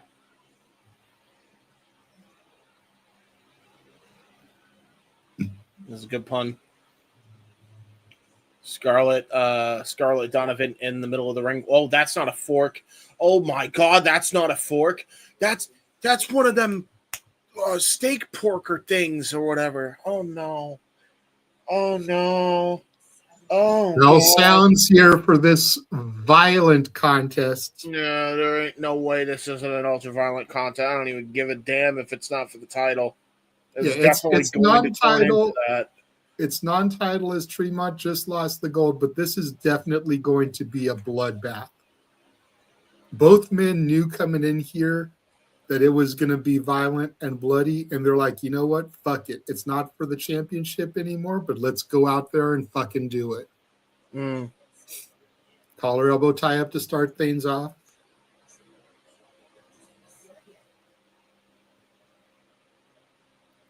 You know, one thing people sleep on when it comes to Tremont, and I know you can attest to this being the primary GCW guy, yeah. Tremont is sound in his fundamentals. Yeah, he is. He is. People look at him as the ultraviolent champion and they just think death match. And granted, he's carved his niche out as a hardcore wrestler, but he is fundamentally sound as a worker, and I don't think he gets the respect he deserves in that. Is he going to go out there and put on a fucking Kurt Angle, Chris Benoit Tech Classic? No. But he is sound in his fundamentals. Nice knife edge chop by Brick Savage. It is already starting to get. Oh, here we go. The doors. Here comes the fish. Are you ready? It's happening, Ryan. The plunder is being thrown. Plunder is being thrown. Oh God, the razor traps are coming in. Oh no! Of course they are. Of course they are. Just because you have soundproofing, James, doesn't mean for you to lose your shit, okay? If you're starting to get squeamish, just let Ryan and I handle it. Ow. Listen, I can quiet somebody's Starbucks order is in the ring to be used as a weapon. There is a Starbucks bag in the corner, and it still has the seal over it, like it just got delivered. I already know that ain't a Starbucks order. That's a bag of Starbucks with thumbtacks in it. That's what that is. Probably, but still, like we don't know for sure yet. Damn it! So let's just build the suspense, James. All right, fine. God damn it! Listen. I'm like listen. I know, James. I know you're autistic, but you don't have to be that autistic. Come on. Listen. I can tell things from a mile away. I can't help it. All right. Good uppercut by Tremont on the Brick Savage. Yeah, James. I'll tell you this right now. I'm never going to go to a movie with you. You know why? Because your ass will be sitting there trying to fucking spoil the movie to me in real time as you're trying to guess the plot. Because you're asking questions and you're not enjoying the ride. For real. Tell him, Ryan. All right, you know what? I'm just going to shut up now. Anyway, here we go. Tremont. Trading blows. Yeah, this is the Matt Tremont special here. The Radiant Scarlett Donovan are official. Yes. I was going to say, this is definitely a signature in Tremont matches. The sit in the chair and throw shots. No. He's got a razor trap. And the razors into the bald dome of Tremont. Talk about a razor's edge. And And the chair to the back of Tremont, courtesy of Brick Savage. Just don't do what you did with the skewers and hit a chair to the head as well, because that would be fucked too. God, Tremont draped over the middle rope there. Legend has it. There is no head. It's just scar tissue. That I wish you saw. Probably. And now Brick Savage has a chin lock applied, trying to squeeze it out of his head. Hits a clubbing shot right to the chest, and there's the blood just pouring out of Tremont's head. Doors being set up in each corner. There's 2 doors down so far, folks. We're waiting on the third.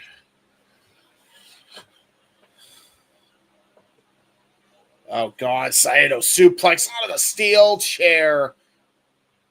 Onto the steel chair. That's a bad landing for Tremont. Goes for a cover and a kick out by the bulldozer at 2. So you got to wonder, just based on the optics of this match, Tremont loses the belt last night. If Brick Savage is able to steal a victory here, does that push Tremont further down the ladder of contention? I would imagine so, and I would imagine Brick Savage then becomes number 1 contender against Otis. Or do you figure Tremont still has his contractual rematch as he goes flying into the steel chair there? Well, I don't know if he's thinking. I don't know if anybody's thinking of rematches right now. I think right now they're worrying about surviving this death match first. Well, you got to think in the back of Tremont's mind, he's thinking about a rematch. That's his baby that he lost. That's true. Chair right to the neck of Brick Savage. The lip of said chair.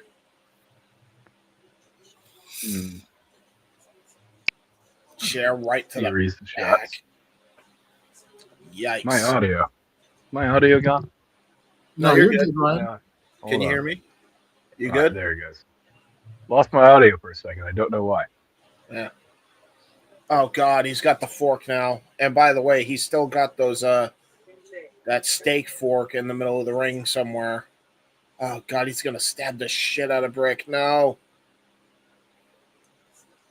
No, please don't. No. No, stabby. Fuck off. Why do they got to do this? I don't like it. To the people watching in the chat, if you enjoy Squeamish James, put a 1 in the chat, please. Fuck off. I don't like it. It's called interactivity, James. You need to learn this. Fine. Oh, God. Oh, God. Yeah. Well, they're both bleeding now. They are bleeding. Oh, God. Oh, no. No. Stop it. Leave his forehead alone. Oh, God. Oh, it's so gross. No. We could be getting the birth of another deathmatch wrestler here. We haven't seen a whole lot of Brick, but if you think about it, it was Bear Bronson's rivalry with Tremont that kind of turned him into the deathmatch performer he now is. I guess so.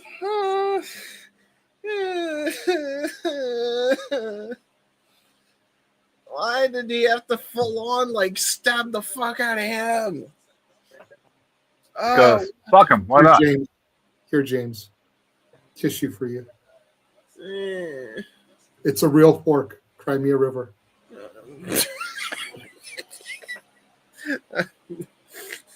Actually, there are times he's used plastic forks, by the way. He has the Starbucks bag. All right, let's see what's in the Starbucks bag. It is thumbtacks. It is. And some kind of packet. It's a candy bar. A candy bar. Oh, God. Oh, God. Body drop into the tacks goes Brick Savage. Oh, welcome to Deathmatch Wrestling. Yeah. Oh my God. And now Tremont going to go for the splash. Oh, the senton, and now he's got a bag full of tags. Ow. Nice jumping drop kick there from Savage. Yeah, but look at what did the idiot think was going to happen? Yes, great drop kick, but he landed in the freaking tags. Okay, but James, did you think he was going to be able to get that kind of height? No. Dude is a hoss. He got he is some a hoss. hair on that drop kick, bro. He is, real. He is fantastic. There is a thumbtack in the dome of Tremont. Jesus Christ. Forgiveness, my compadres. I am very distracted right now, but if I don't screenshot this, it will be gone forever. All right, we're good. Oh my God. Savage going to the top rope now. Hopefully these cables are reinforced. The hell is he going for? Swanton bomb by Brick Savage into a cover. Tremont kicked out at 2. Wow, that was insane. Okay, that was impressive. Brick shithouse. Sorry, Savage is absolutely. Lauderdale, get on it. Bro, that was really impressive. And survival. But it's always, yes. Survival as it is. Instinct has kicked in. What separates the king from its horse, James? I actually don't know the answer to this question. I'm sorry, I'm stupid. Form, ability, and power. If their form, ability, and power are identical, what separates a man from his horse? The king from his horse. Body splash from the top rope gives Tremont the win. Instinct indeed. And the instinct paid off for Matt Tremont to get the victory and secure the dub.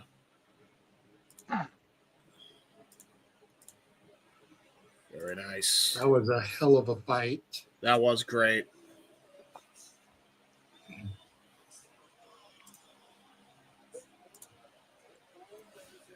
Very good. Very good. Look at that.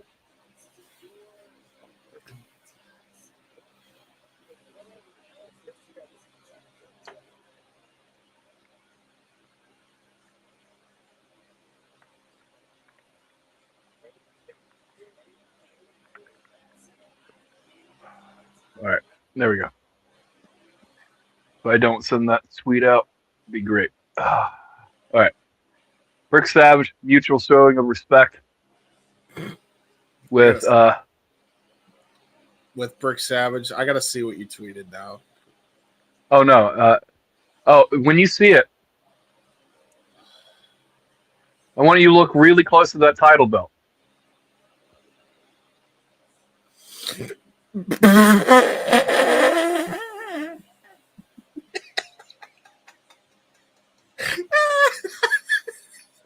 It's just the AEW logo on the AAA Mega Championship. That is. How did that pass? How did that pass?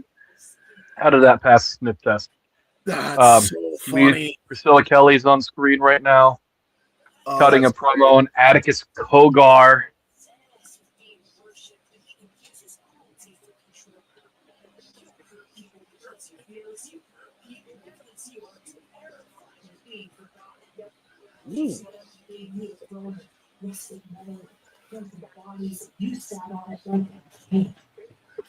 January 18th, Wichita, Kansas. GCW Prime Wave. I'm not coming to shock the crowd. I'm not coming. I'm coming to ruin you. I'm here to take everything that you used to feel powerful and make you fucking choke. You like scared? Good. Because pain doesn't scare me, ego does, and yours is begging to be carved out. We're going to take that GCW World Title. Love this promo. Why do? Yeah. I enjoyed every second of watching the myth of Atticus Cogar die screaming in my hands. He wants me to sick. I'll give him sick. That's amazing. What a promo by Priscilla Kelly. Very nice.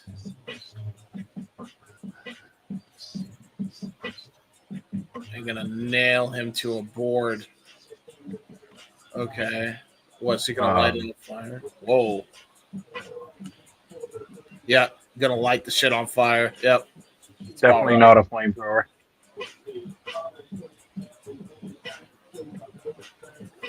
Good promo by Priscilla. Very good promo. Oh, wow. This is the next match? Or No. No, they're promoting Superpower Slam. I will be right back, gentlemen. By the way, I still should be able to do both. I just realized what time the actual show is. So, yeah, we should be all right. After the show, Jane. Post. I know. I'm just saying, I got worried for no reason. Hey, Stoop, I apologize.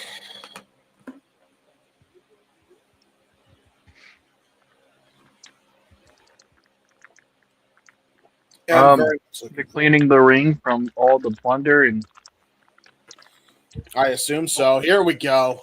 Lovely. It is time for the good Lucha Tings. Lucha.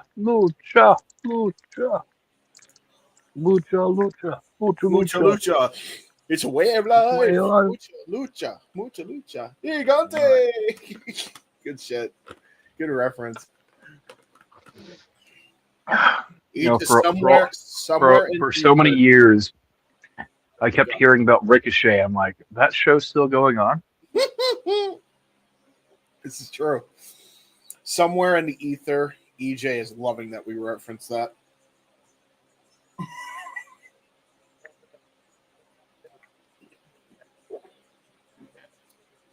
Here comes Vengador. By the way, you could tell that man is whiter than piss. It's crazy. Well, piss isn't white, but you get my point. Look at how white this dude is. Ain't no way he's Latino. But it's okay, because he could do good lucha things.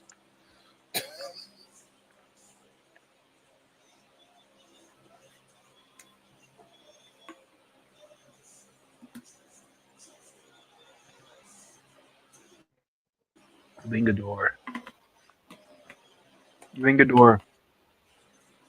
He's grown on me quite a bit. Yeah, he is. He's been great. Has it always been white, black, and gold? Because I swear he had purple on him last night. He had purple on him, yeah.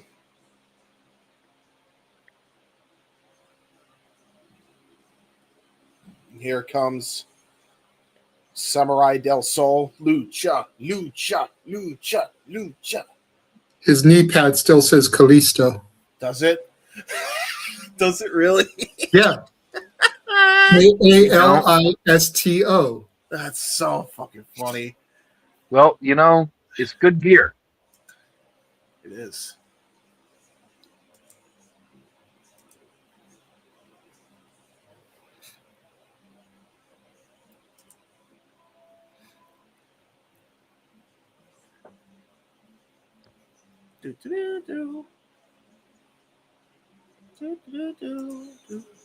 Vengador just stretching.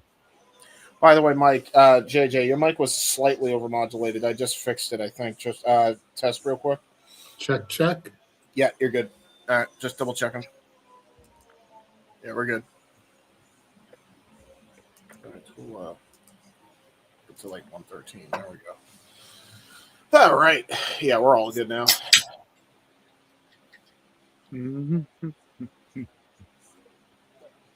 This should be a great match, honestly. Like, I'm really looking forward to this. Like, I'm a sucker for lucha, as you can tell by.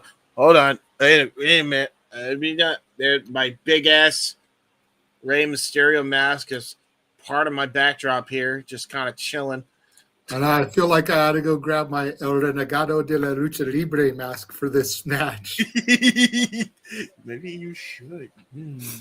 Do we see an appearance from El If I knew more Spanish, I would, but otherwise, I'd only be able to sit here and be like, "Sí." or muy loco. Poquito. Poquito. Dos taquitos, por favor. I do like to. Hey, listen, Poquitos are great. All right, let's So see. yeah, look at his left knee. Yeah, I saw it. Kalisto. Kalisto. What does that spell? Kalisto. Lucha. Like some If you cheerleader. don't catch it like now, the match is probably going to move way too quick for you to see it later. So in the early goings, try to notice it.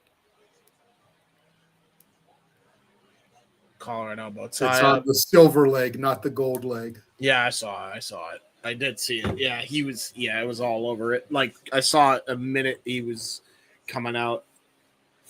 Up. Oh. God damn it, Brian.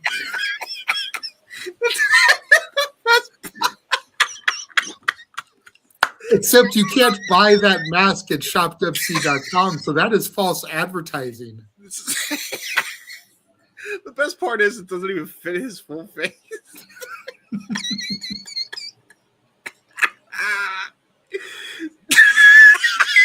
And he's muted, so if he's saying anything, we can't hear him. He's miming. He's miming at this point. In fact, we'll let him mime for the rest of this match. You don't even have to say a word, Mr. Vengador Fish. trip Samuray Del Sol. How do you say fish in Spanish? Hold on, let me see. Could do that. You call the match, JJ, for a bit. Oh, okay. Irish whip. Samuray Del Sol goes up and over. Vengador goes for the roll through. Samurai up and over with the pin. There's a one. Both men trading pinfalls back and forth. Gets a 2 count as Vengador. Now a 1 count for Samurai. Another 2 count for Samurai. Kick out by Vengador. Right. You entrusted the wrong person to try to call fast-paced lucha. You did good. Right. You actually did good, better than you thought. El Pez Luchador. That's how you say the Wrestlefish in Spanish. El Pez Luchador. Good to know. So when you go on TISM tomorrow, that needs to be your username, El Pez Luchador. Pez Luchador Tiger Power. Pez Luchador Tiger Power. God damn it. Anyway, let's start watching here. Like most from Lucha, we have the middle slow paced after the quick fast paced action at the front of the match. Mm-hmm. We have slow down. Everybody needs to catch their breather Before they go crazy in the middle of the match, because it will happen.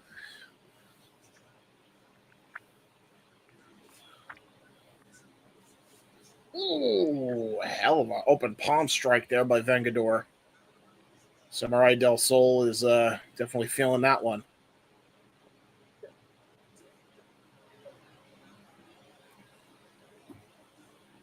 Going to go for one of his own, possibly going to try to test his might against Vengador here. Oh, doing a little Father, Son, Holy Spirit, and the chop right to the chest. He actually dropped Vengador with that one. That's a hell of a chop for a guy his size. Vengador's got some width on him, too. He's a hefty lucha. Yeah, he is. So the fact that Kalisto was able to drop him is actually pretty impressive. And that was Vengador's receipt to Samuray Del Sol.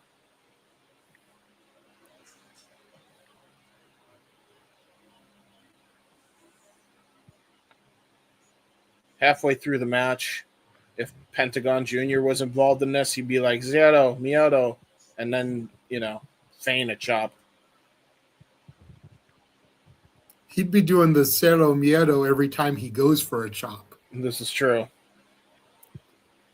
I love Penta, but he does that taunt way too much. It's like somebody spamming it on a 2K video game. There's Hold on. Scissors. It's part of powering up. You cannot interfere with your opponent when they're powering up. This is true. This is fair. 101. Oh, nice cartwheel. Here we go. Lucha things are happening. Cartwheel out of it. Nice Hurricanrana. Nice cartwheel evade, escape out of the Hurricanrana. His own Hurricanrana, and Samuray Del Sol hits his own Hurricanrana. We are back to a stalemate.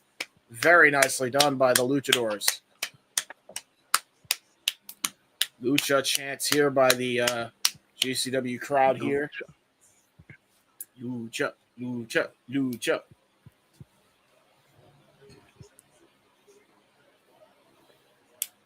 Forgive me. When I have inspiration, I must make meme. I agree. Oh, shit. Here we go. Uh-oh. Lucha, lucha, lucha, lucha. Oh, he got drop kicked. Here we go. Samuray Del Sol, Tope Suicida. Through the ropes. And in this case, it's rather appropriate. And then hits Vengador into the post head first. He's trying to keep his mask on. He almost lost it after hitting his head off the post. That was a hard hit. Well, if television has taught me anything, the guy portraying Vengador probably walks around in white jeans and a white T-shirt outside of the ring as well. I agree. Totally telegraphing which Ranger he is, even though nobody can fucking put two and two together. Yeah, exactly. But the guy that dresses in black, blue, and red, and the girls that dress in pink and yellow that hang out together are the 5 fucking Power Rangers. Nice tiger fake kick to the upper back, though, on Vengador. This is true. I mean, stop me when I'm telling lies. Yeah. I do have to ask, since we're on a Power Rangers kick, as Kalisto's about to do a good lucha thing from the top rope here. Actually, you know what? Let's call what he's about to do, and then Yes. I'll ask my question. You know what? I'll ask my question after the match. Nice crotch chop. Looked like he was going to go for his frog splash. Rolled through. Tilt-a-whirl into the head scissors. Into a sit-out power bomb. That was really nice. That was really nice power. You know what that reminded me of, straight up? That reminded me of some Psychosis Rey Mysterio shit. That's a good shout. They always had a good dynamic because Psychosis was a little bit heftier than Ray. Back then, Ray was so tiny. Yeah, and that was very much reminiscent of that. That was a counter. That was definitely a counter from one of those matches for sure. And now getting the chop hand ready, chopping the chest of poor Samuray Del Sol once again. Yeah, he spit on his hand, didn't he? That's just disrespectful.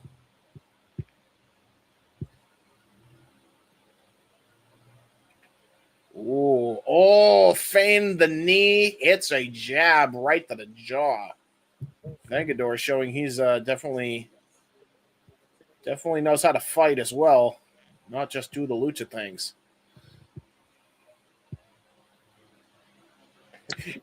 He's talking to a fan. I don't know if he's talking trash or is he just having a conversation. Meme set.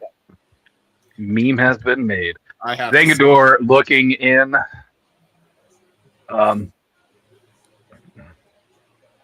Attempted of a cross armbreaker Fujiwara reverse. Ooh, this is nice little submission here. I like this by Vengador. Problem is, he can't get shifting his weight. Yeah, that was brilliant by Kalisto.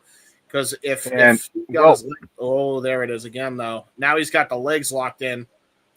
Oh, no. That was a bad move by Samuray Del Sol. He used his feet to push the ropes, but he ended up rolling deeper into the submission there. Yeah, he did. I think he thought he was going to get enough momentum to get out of it, but he ended up getting deeper trapped. Meme. AI steak sauce is fantastic. Very nice. Very nice, Ryan. I approve. I retweeted. I like that guy's hoodie. Assholes live forever. That is true. I should know. Now getting a boot to the face. Ooh, good monkey flip. And he was able to get onto his feet, did Kalisto. That was brilliant there. Ooh, was about to go for a running charge there. Ooh, Vengador is psyching out Kalisto. Didn't know where he went. And then he whistles over to him. Kalisto's like, where did he go? Oh, hi. This is some tomfoolery if I ever seen it. Good old classic lucha tomfoolery. I like it, though. I do like it.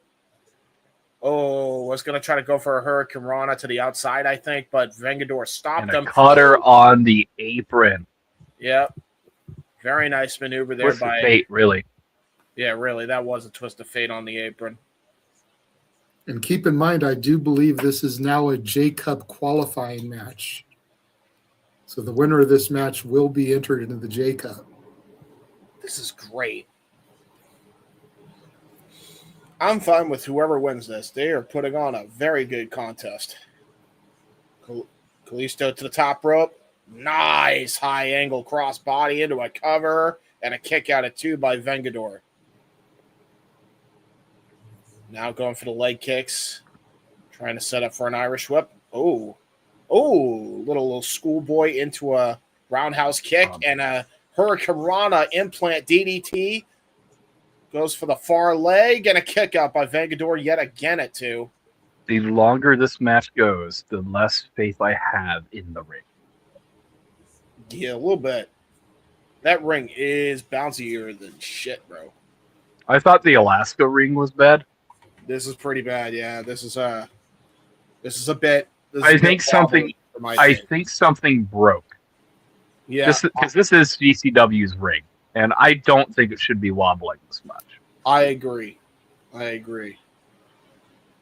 you sure it's GCW's ring? Because I know when they come out here, they rent. No, that's fair too. There are traveling promotions, so to try to move their ring from city to state to state would be too difficult, I think. Hold on. Let's hold off on the ring discussion for a minute because Kalisto and Vengador are kicking the shit out of each other. Holy shit, bro. They're pulling out some strong style shit now. Both luchadors down. Damn. Either way, this is the same ring that they had from last night. I recognize the canvas. And it was doing this last night. Dude, that super kick was nuts, dude. At least, well, maybe not. Well, what are the odds that they rented 2 rings 2 nights in a row and they both had the same issues? Yeah, that's fair. Could be possible. Ooh. Bounces off the turnbuckle. Vengador tries to go for a back suplex. Bounces off the ring. Got caught into a... Ooh, tried to go for a Blue Thunder Bomb. Got countered into a head scissor by Kalisto. Goes for the Tornado DDT. Samuray Del Sol gonna go for the cover. Nice deep hook up. Almost. Damn. Almost. There's nothing he could have did differently that could have resulted in a 3 count there. Yeah, he had the everything was perfect. Cover. Yeah, everything, including the cover. Man, I'm loving this.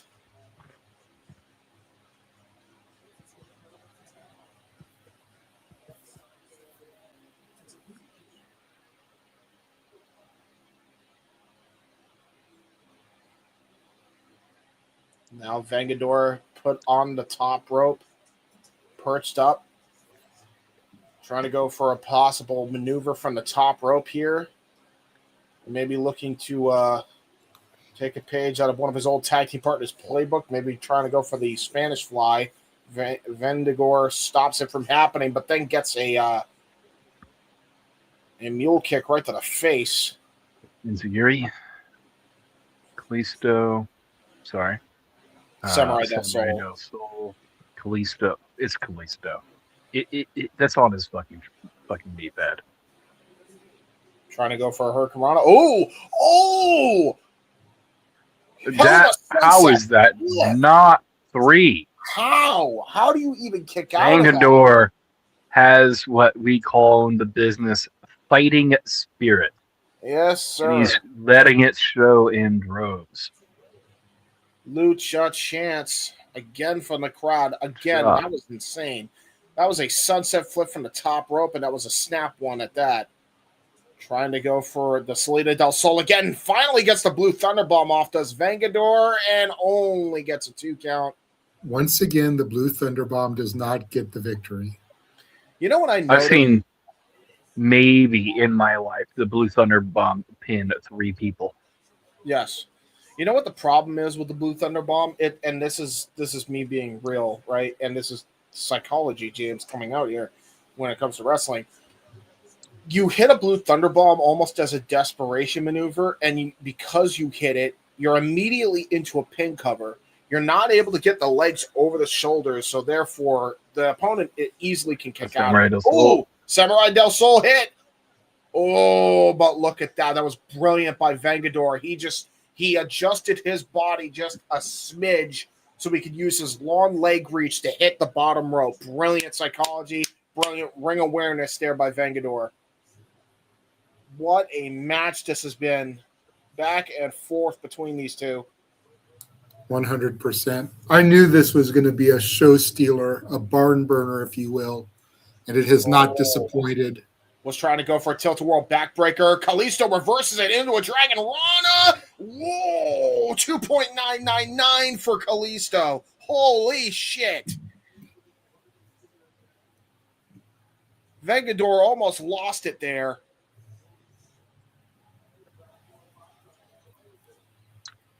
Now Samuray Del Sol trying to channel the energy of the GCW crowd here.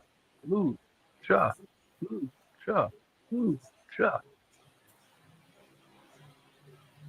try to go for it again. Samuray Del Sol incoming. Got countered by Vengador. Vengador now. Oh! Flipping powerbomb into a cutter. And holy shit! What a greetings from Asbury Park! And that gets Vengador the win. What a finish. That was not a greetings from Asbury Park. I have no idea what you call that. It was a pile driver from the position. Look at this again. Flipping powerbomb cutter. Omega driver. That's what it was. It was the Omega driver.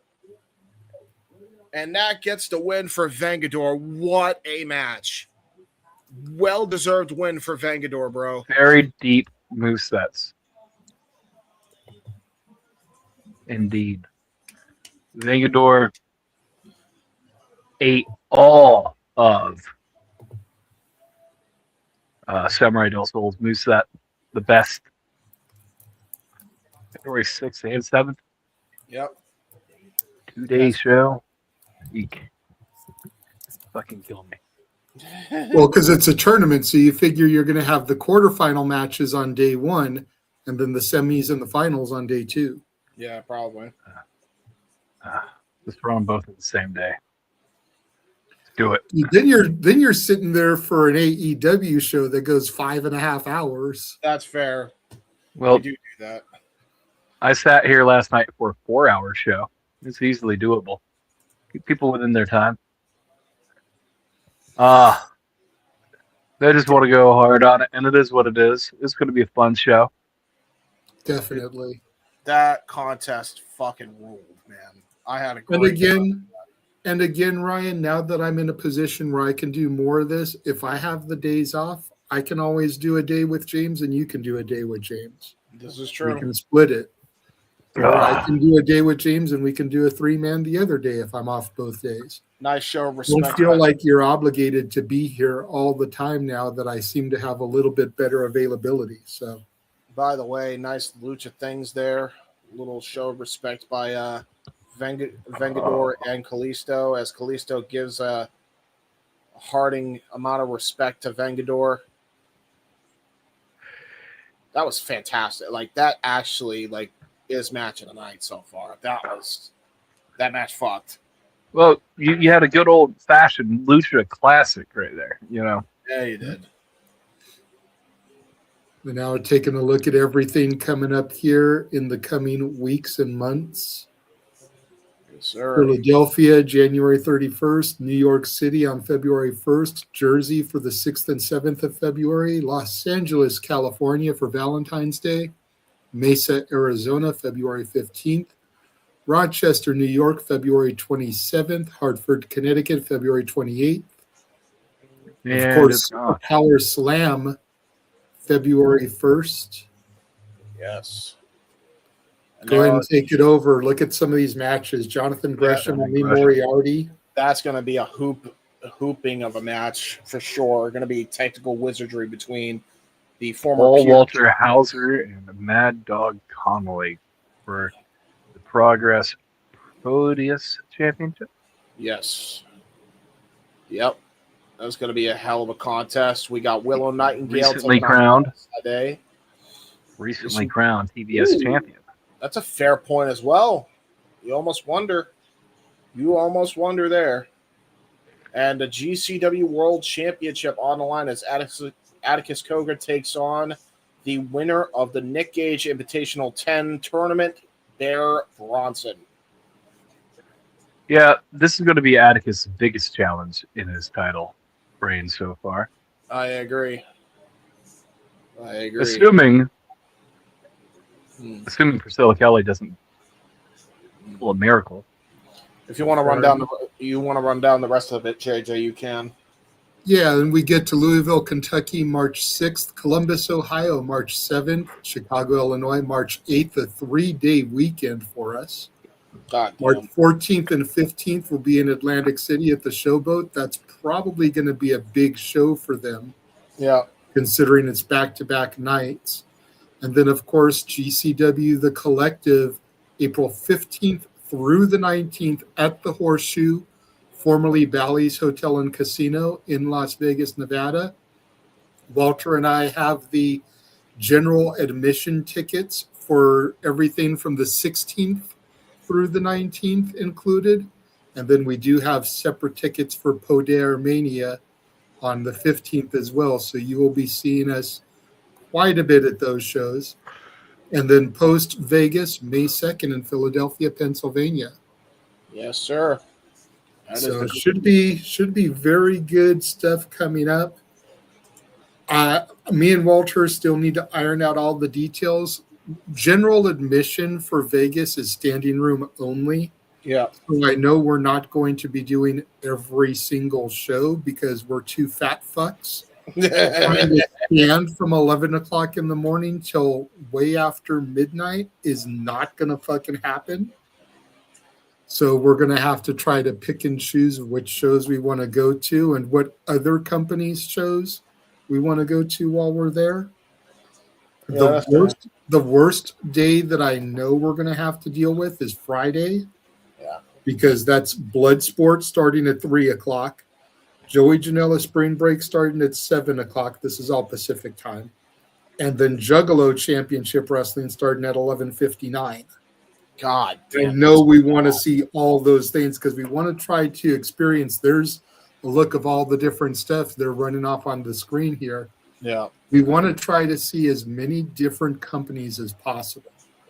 So we're going to see Poder Mania. I think we're probably going to miss Dragon Gate and Hybrid because those are separate tickets as well. Those aren't part of the thing. Yeah. But we want to see Progress. We want to see Bloodsport, Spring Break, Juggalo. There's a show that's happening in downtown Vegas on Wednesday at 11:59 opposite the Hybrid show. Yeah. That's going to have Jonathan Gresham on the card. Brittany Brooks is on the card. So we're probably going to try and go to see that. That's fair, yeah. Future Stars of Wrestling is running Full Tilt 4 at the same time. WWE ID Showcase on Thursday. Not sure what time. If it's going to conflict with the Progress show. If it doesn't, going to try and go to that. Because as big as supporters of the ID program as Walter and I are in the Evolved Talent, want to try and see Cappuccino Jones and some of those guys. Yeah. You know, but definitely want to see Progress. Man like Doris is the Progress champion. Yeah. So want to try and see him defend his title. Me too, to be honest. You know what? We'll figure it out, especially on the commentary end as well. I think we're gonna need some extra manpower, I think, Yeah, for that week 100%. especially. I think it's gonna have to be all hands on deck. We may have to bring back some people that used to be a part of us too. Absolutely. sure. But yeah, I'm looking forward to seeing as much stuff as I can, and trying to, like I said, see as many different promotions as I can this year live, especially with the Vegas thing happening now. You know, as it was, my resolution was just to go to more live wrestling than I did last year. By the time I go to Vegas, I'm going to shatter that because I only went to 3 shows last year. And by the time I get to Vegas, I will have been at 3 shows for this year. So now I am amending the resolution to just as many different companies as I can. Yes, sir. I'll be at Hog on January 30th. I'll be at GCW on the 14th. I'll be at AEW for Revolution. Yeah. Poder Mania is another thing. You know, Progress is another company. Juggalo is another company. Like, let's just start clicking these off, you know, and add to it. If we can get to Stand and Deliver. Yep, 100%. I know there's probably going to be at least 2 or 3 shows minimum that we're probably going to have to call on delay just because there's going to be that much wrestling that week. 100. So, yeah, we're definitely and going to you know, whatever, on the days where Walter and I aren't going to a show, we might be able to try and join a watch along from the Airbnb. Yeah. But also remember that WrestleCon is going to be going on. That's a networking opportunity, trying to talk to talent. Yep. And then WWE is going to have the World going on. And granted, we won't be able to network with talent there. Yeah. But, you know, still want to go and see some of the displays they're going to have. Yeah, there's a lot going on that weekend, so we'll figure it out for sure. For sure. But yeah, dude, it's going to be insane. So, you know, I push a lot for the super chats and the donations here on the streams. Any super chats or donations that y'all send between now and then are going to go to help fund me and Walter's excellent ventures, if you will. Yes, sir. By the way, FYI, before we get to the next match, as Effy is fine. You're coming in a bit re-row, so just refresh. I have no headset. I don't know what to do as far as that goes, bro. No, I'm saying like it's coming in scratchy. So if you want to just go out, go back in, it should take care of it. You should be all right then. No biggie. The based god, Gringo Loco, Yes, sir. has made his way to the ring, and Effy was made to come out first. No champion's prerogative for Effy. Yes. Better? Yes, much better. Yeah, you're good. Some of it also may be when my heater is going, you know, interference, because I've got a little portable heater to the side. Yeah, that might be Cold it. it's been. So when that is blowing and I'm talking, you may be getting kind of like the whole talking to the fan effect. No, I hear it. Yeah. You're much better now, whatever you did, so. Really quickly, before we get to the match 2 in depth, I don't know about the New Japan one, Safet, just because of times and everything. We want to try, but it's all about the ability. If there is any, I think if there's anybody that will do it is either going to be Noah solo or Noah and Ash. He's talking about us going to it because it's part of the thing, the Death Invitational. Yeah, fair enough. Ooh. Nice front flip there by Gringo Loco. I'm still amazed every time I see Gringo with his agility for a man of his size. Yeah, me too. Me too, brother. It's all air. It's not fat. It's air. Let's tell you, it's all air. Yeah, that's fair. And now Effy is fine. Are you not sports entertained? I'm scared. Does that count? I'm sports entertained the minute that I saw Effy use Goodbye Yellow Brick Road as an entrance theme, okay? That's fair. Absolutely. Ooh. Cover. Who counts? Probably my second favorite. Gringo of the Loco show. has lost something off of his head. His bandana? Yeah, headband. Like that? Yeah, okay. Uh-oh. What?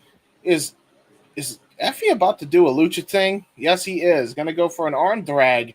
Ooh. That is why he is the base god. And now he lost his headband. The secret to lucha is having a good person to base for you. This is true. That's a fair point. Good joke. I like it. I approve. Approved. I'm not even joking. I was going to say, I don't think he's joking, James. That's legitimate. If you don't have a good base, then the Flyers are going to fucking eat shit and potentially die. Yeah, I probably should not have gave that one away on the air, but, some people need to hear it sometimes. Okay? And that's why Gringo is the base god, because with a man of his size and stature, he can be that base for the flippy floppy guys. We're breaking the fourth wall, brother. We are educating. There's a difference. This is true. Educating. You think you know Effy. me? Jerking Edge off the ladder. Did he just hit him in the face with his dick? Yes, he teabagged him. Yes. Now Gringo's going to have to cope with that. Oh boy. Oh boy, we're really going with the edge puns, huh? That's what we're doing now. running around? Effy running a like a full man out of a cage.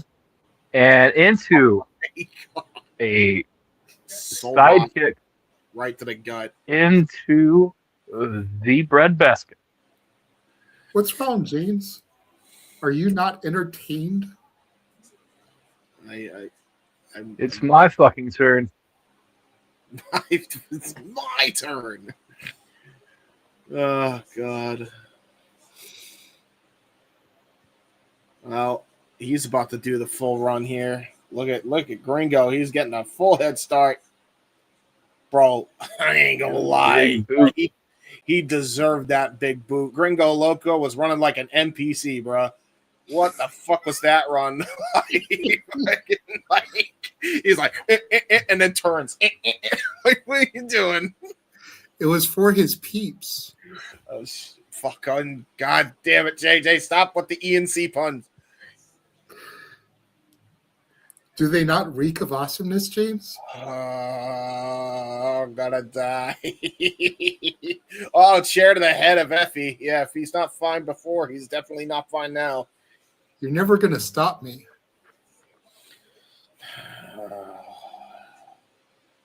On this day, I see Toaster. ShopFC.com.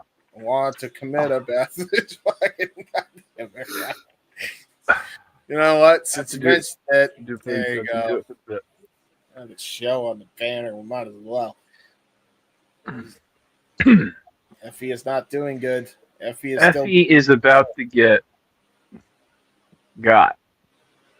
Somehow, I don't know how. And power bomb onto the apron. That's so fucked up, bro. Oh, that's so nuts. Because he just snapped into that, by the way. He had complete control of Effy. You didn't see that coming, James? You'll see if you just close your eyes. Well,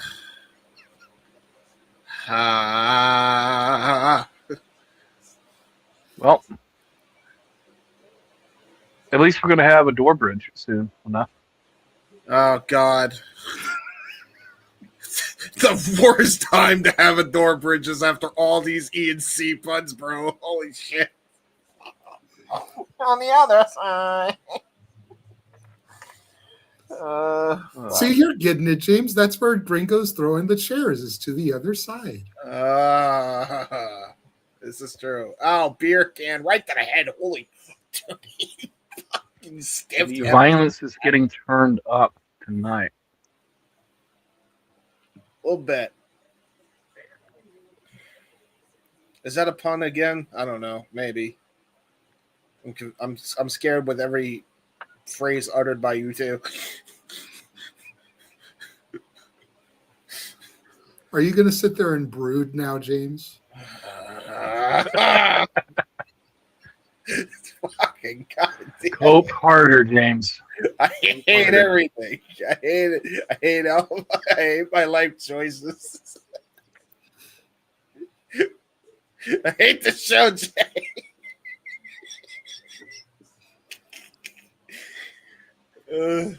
I hate everybody in my sphere of influence. Do you? Got it? Oh my god! I just clocked the fucking pun, you douchebag, Ryan.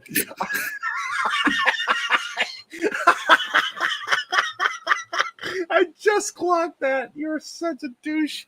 I was like, spear of it. Oh, yeah. Okay. Yep. Cool. That was good. You piece of shit. That was good. That was actually. I've maintained trying to be a good educator to everyone around. We're getting the chairs set up, by the way. It's become a hardcore match. The chairs have been used. Do you think Gringo Loco drives a stick shift or an Edge-O-Matic? That is insane. The reason I popped so hard for that is because I was trying to figure out a way to work Edge-O-Matic at that exact moment. Ryan just beat me to the fucking punch. Yeah, he did. Oh, shit. Well, Gringo Loco's about to hit the guillotine leg drop. This is not good for Effy. Ow. Oh, God. You know, I'm shocked that he walks as good as he does doing the guillotine leg drop. Yeah, really. Because he, lands straight on his ass. Probably goes to a chiropractor, every other week. Oh, my God. Definitely better than version 1 of it. Which was what? The Nyla Rose version?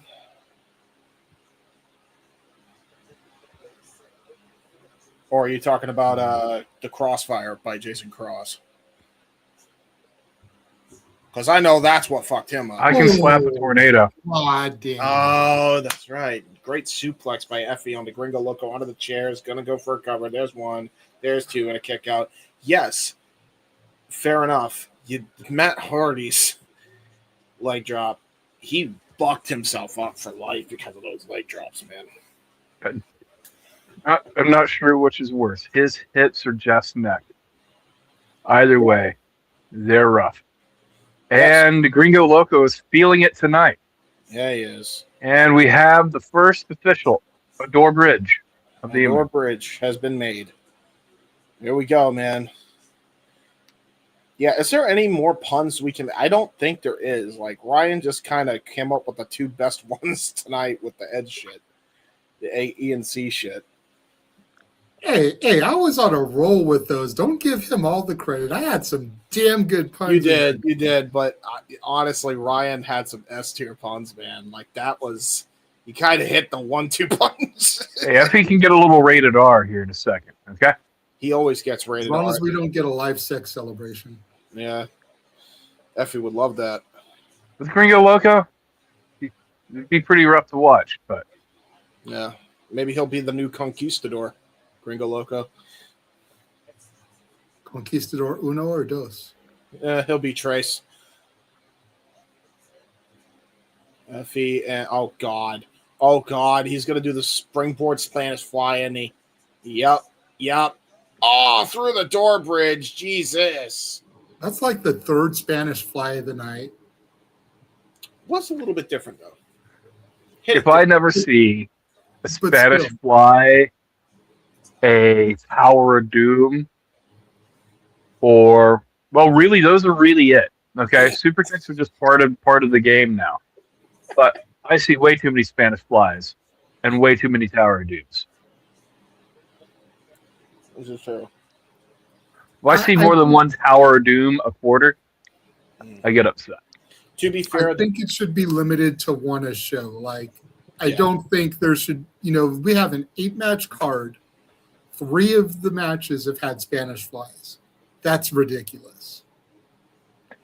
Well, if the curtain jerk in the main event had him, would be maybe a little different. But like, it's getting a little excessive. These move marks. Door to the head. well, Ow. I have no issue with move marks, but I'm kidding. the fact of the matter is, communicate with the other people on the roster, see what spots they're doing, and don't take their shit. Yeah. And like, if you're going to have a lucha match like we just saw, Spanish fly in a lucha match makes sense. TKO, by the way, by Effy, only gets a 2 count. I get that Gringo wrestles a lucha style, but maybe don't do it in this match if you're going to have it in the match prior. That's fair. Steel chair now. Oh, Effy just drew a steel chair in anger. Big Angie. Effy Big Angie. Oh, by the way, that was the 3rd door down, by the way. I forgot my whole gimmick. Me handles is you. Somebody's kryptonite. Yeah, true. You're not wrong.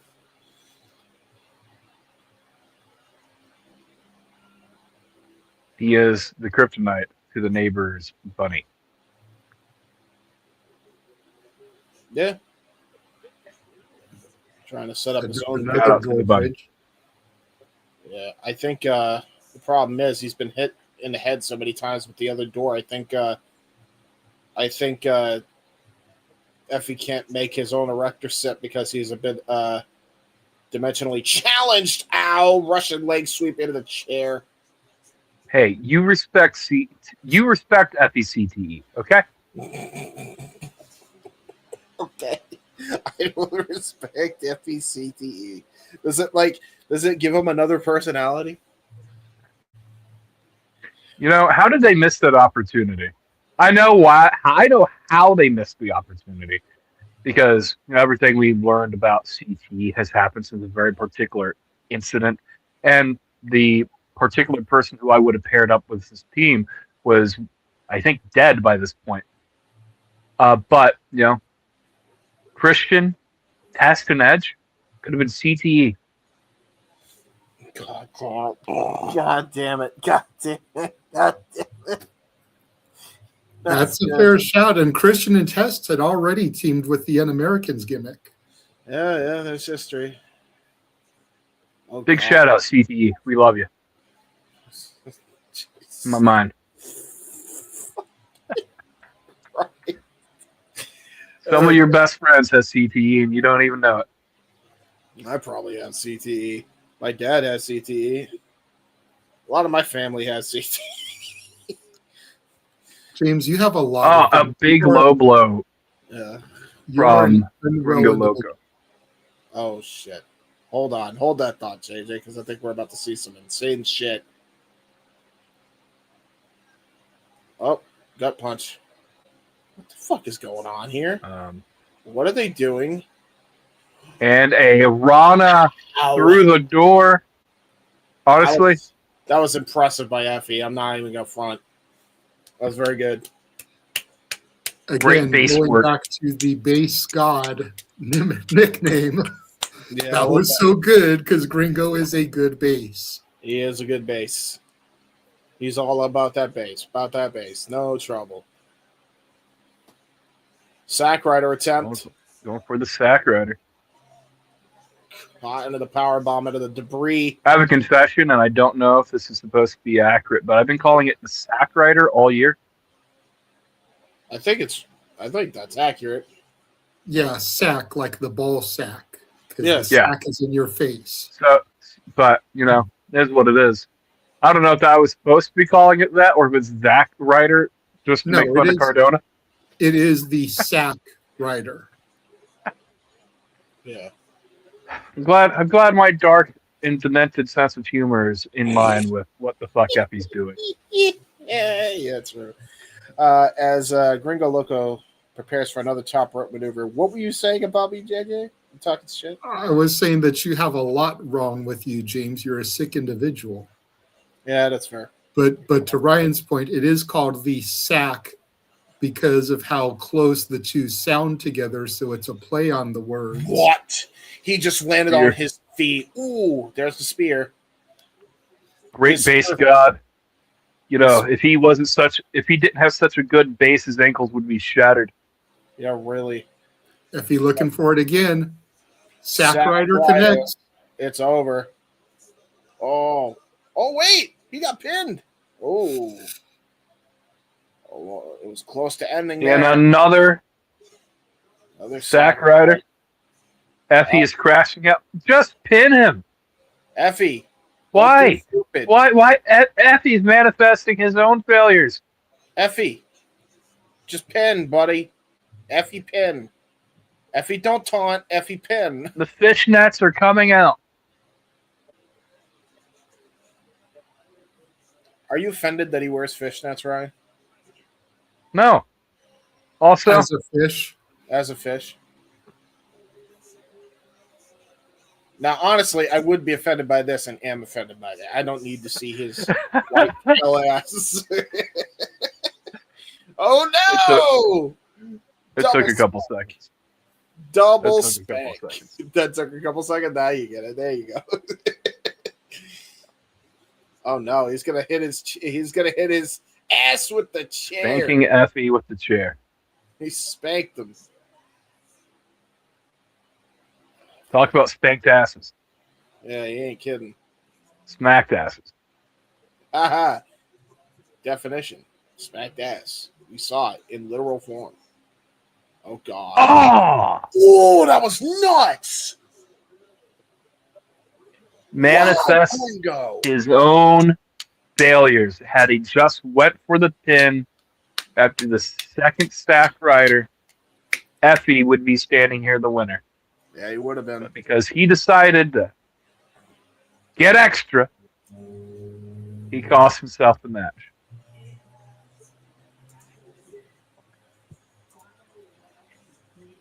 Effy is not fine, guys. We can no longer say he's fine. He's not fine.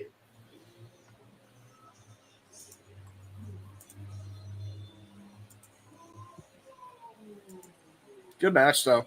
Very nice. Very good.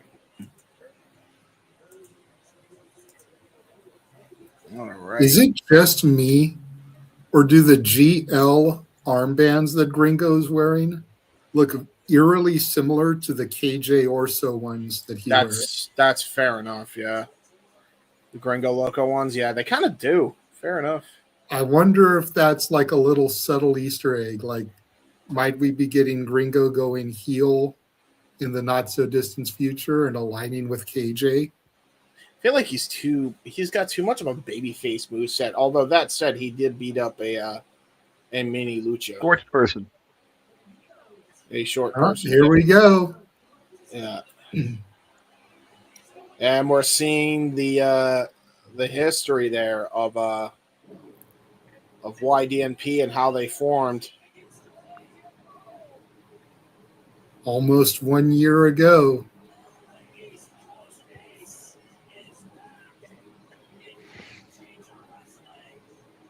That's how it all began, man.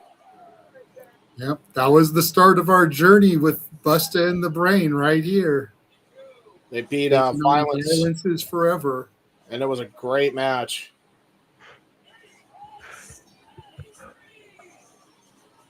That's how this whole thing started, dude.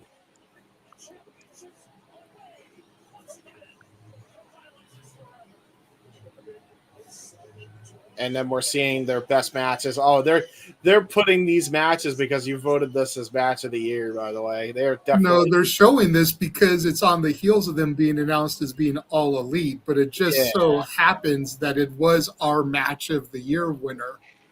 That's what I'm saying. I don't know, man. I think that's... with respect on this one, James, not to we can stroke our own egos all day, but you got to think there's only so many matches that they've had in a year. They've only been here. They've been doing this less than a year, less than what, 8 months? Yeah. Really?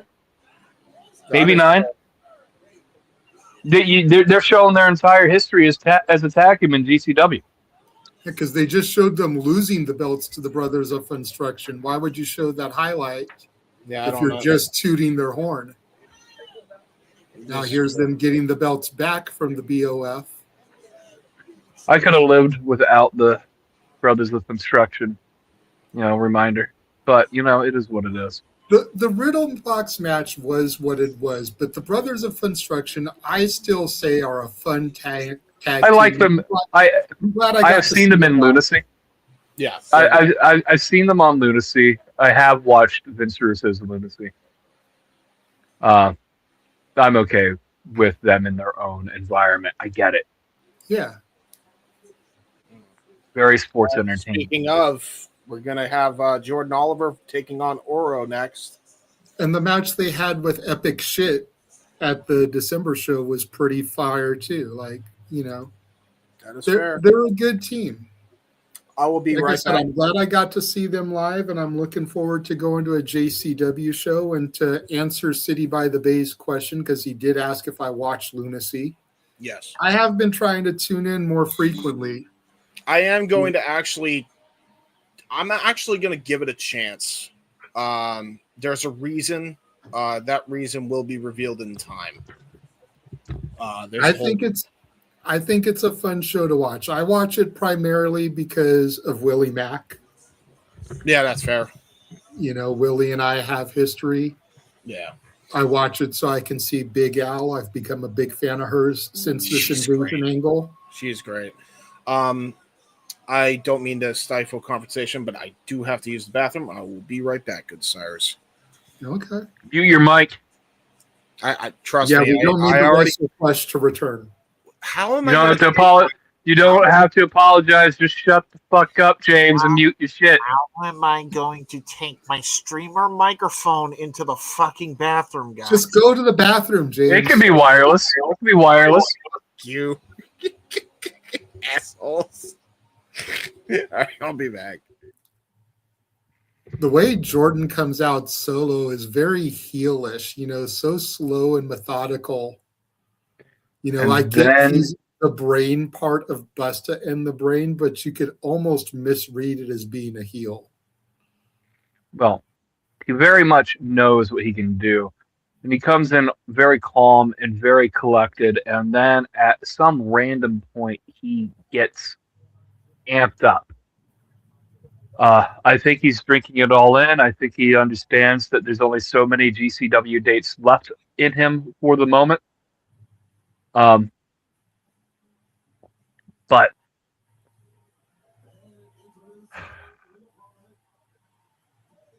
this is going to be a fun match. Yeah, definitely. Notice this yesterday, too. He's wearing dark tights in comparison to his normal bright orange and purple. Still wearing the orange and purple knee pads.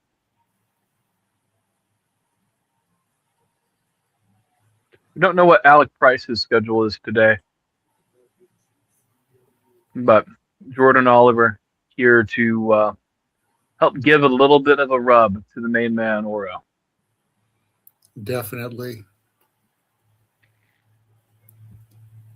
Honestly, I think the only thing that held Oro back, well, I won't say the only thing, but the main thing that held Oro back in my NXT was Noam Dar, because Noam Dar was the focal point of the metaphor, and I always thought that Oro, Jakara, and Lash were better.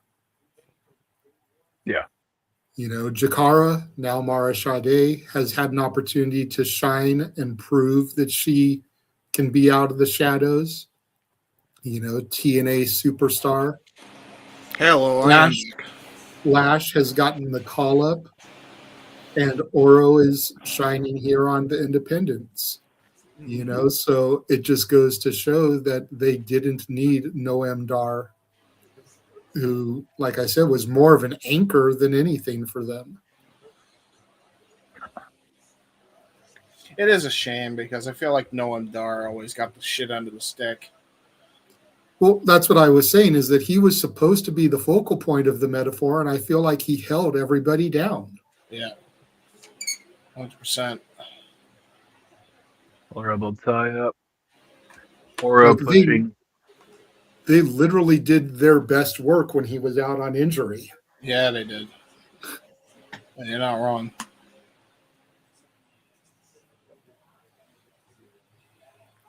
And it's ironic seeing these two work together because when they showed up for the Homecoming LA show, they arrived together. Alec wasn't on that show, and Oro rode with Jordan. So they both arrived at the venue together. It's just calling out about tie-up, by the way. I think there's some heat here. Whatever there's, I don't know what the heat is. Maybe over a sandwich. Who knows? They are big angry with each other. Up, drop to hold. Maybe some jealousy, just maybe some colorful banter for the crowd watching. Who knows? But Jordan Oliver is on the rise up. Mm-hmm. And he hasn't had an opportunity, on that stage. Not too many opportunities, anyways. Yeah. And Oro is looking to get back to that kind of a stage. That is fair. Gonna have a clean break, possibly. Oh, vicious forearm shot here by Oro. He wants Oliver to bring it here.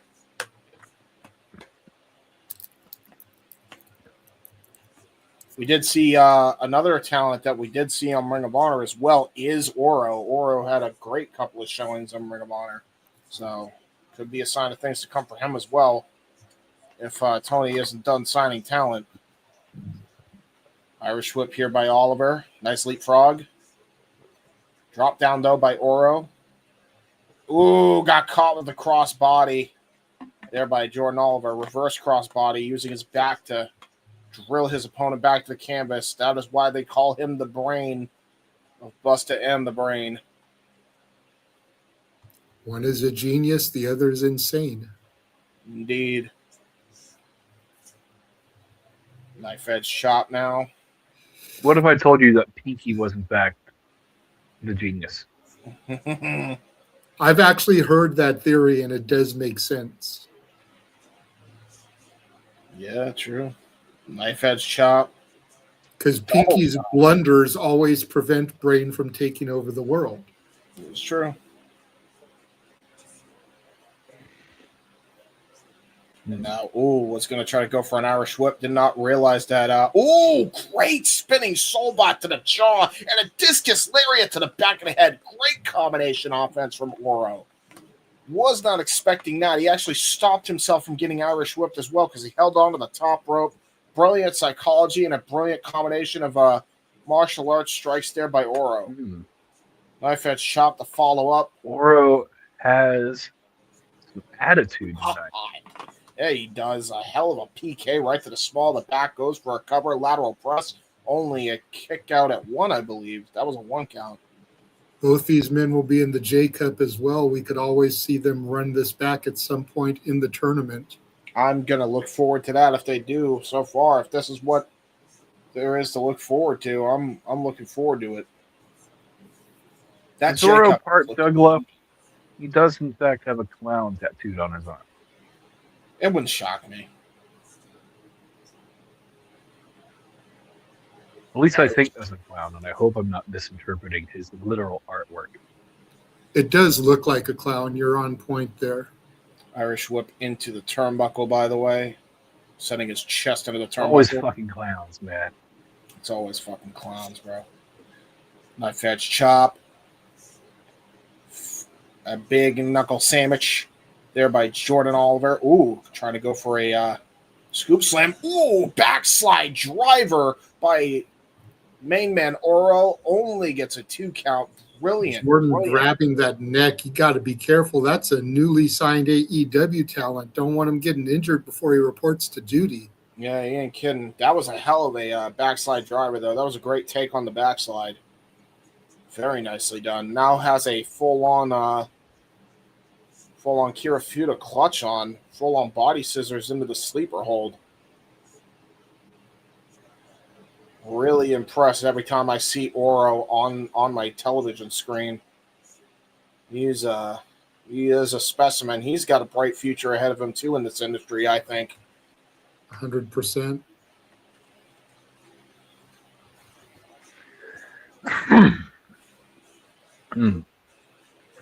I would like to see him end up in Impact, get repaired with Mara Sade.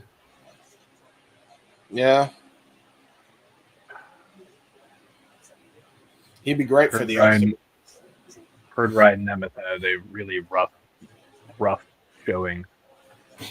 Yeah, Mara Sade looked fantastic. The other side of that coin, no, sir. You know, that was the one thing. Nepotism in wrestling goes hard, but there's never been nepotism that has been this hard. All right. This is true. Main man Oro attempting block into sleeper. Oliver reverses. Oh, trying to go for an unprettier, maybe. Oh, look at the way he's able to stop the unprettier from happening. Though he was able to use like the limbs, strength knuckle lock, big back body drop. Yep. And now Jordan Oliver going to try to go for it. Oh, Tiger suplex. That's it. That's what he was going for, and he hit all of that. That was a, you know what that was? That was a WrestleMania Day of Reckoning style Tiger suplex, dude. He dumped him right on his head and neck with that. I haven't seen a Tiger suplex done like that in a long time, actually.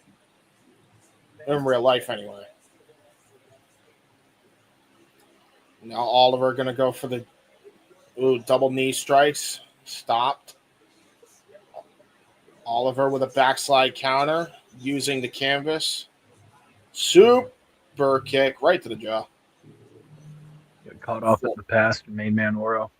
Oro got caught with the Spanish fly. Standing Spanish fly. That was at least it was standing. It was standing. Different variation. I'll allow it. I'll give the fact that it's a different variation, but that's 3 matches in a row now. That's 4 in total. 4 total, but literally 3 in a row.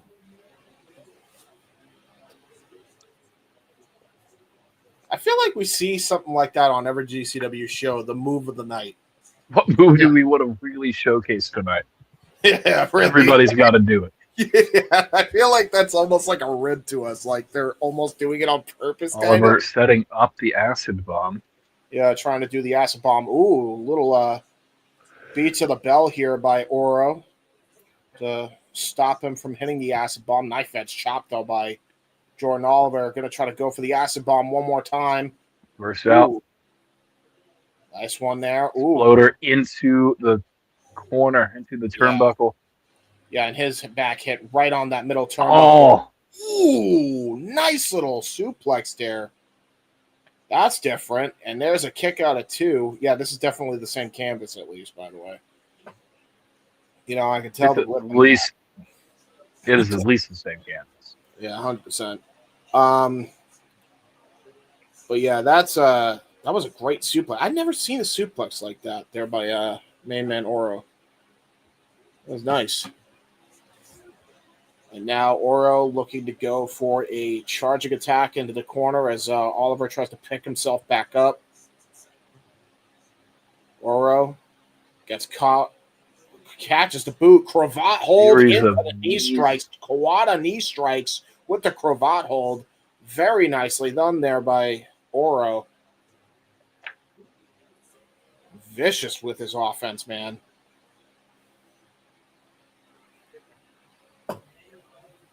Yeah, he is pissed. Man, Oro. Woo! Double chop. Defiant Indeed. Main man Oro now. Ooh, trying to go for a big boot. Oh, Kappa kick. Right to the head. Drop kick. Damn.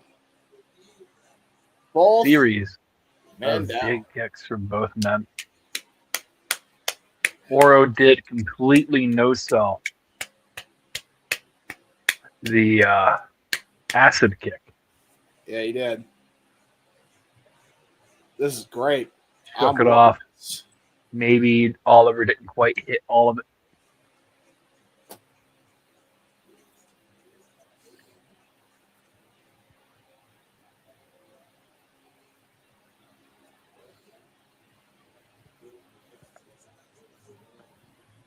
So that's a fit. As we get set here on the apron, looks like we're going to do a little test your might on the apron here. Both men have something planned to try to devastate the other here. Maybe looking for a side slam as Jordan Oliver gets caught with a couple of Pele kicks by Man Oro. Knife edge chop. Battle is now being done here on the apron. Jesus. Dude, Just getting along.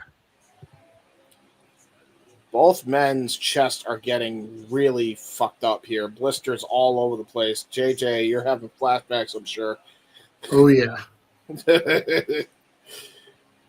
Big boots. Knuckle sandwich here by Jordan Oliver. Oh, God. Oh, my Lord. What a straight jab by Oro. What the fuck? Oh, crossbody sends him into the apron hard way. Jordan Oliver hits his back crossbody. Now going to go to the top rope, it looks like. Wall kick. Matrix Pele. Now going to go for a dive of sorts. Suicide dive. Good Cedar into the crowd. Yeah, he hit his own crossbody with that. His own back crossbody into that suicide dive. He put everything into that. Oh, shit. Oliver stands right back up. Ooh, Falcon Arrow. Was a bit sloppy, but still got most of it. Only a 2 count, though. Avalanche Falcon Arrow. Yeah, dude. Whew. Oliver is having a belter here with main man Oro here. For the high knees into the corner. Yeah. Attempting to set up acid bomb. Yeah, I think so. And he got caught. That was brilliant there by Oro. Look at this now. What the fuck was that? Detonation kick. Detonation kick into a clothesline from hell. Great combination offense again from Oro. Discus lariat. Yeah, I guess so. But that was the way he hit him was definitely a lariat from hell. And there's the copper kick. Copper kick hits. Gonna go for a cover. Hook to the inside leg and the far leg. You see, if it was a clothesline from hell, Oliver would not be kicking out. Discus lariat. Fair enough. That's fair. That fucking copper kick has ended people before, though, by Oro. All right. Oro setting Oliver up to the top rope. He is going for the acid bomb. Ooh. Insult to injury. Oliver is broken out, broken control. Crossbody. Oh, 1, 2. Ooh, got reversed by Oro. Near fall there for main man. Oh, rising knee strike, Punk style. Double knees to follow up, and I think this is all she wrote, Ryan. Is elementary, my dear James. Acid bomb, 1, 2, 3. A tale as old as time. Very good match. Very good match. That was awesome. Really? That might be 1A or B tied up with the Luchador match. That was a fantastic match also. Great contest. The only, and I try not to be critical about it, but I feel my day hitting me, right? I hear it. I would have placed this much earlier in the night. I definitely hear it. But semi-main? Has to be semi-main, right? There's nothing else on this card. We do have Sam Stackhouse. If he has something, he may have just been advertised and then had to cancel. This is fair.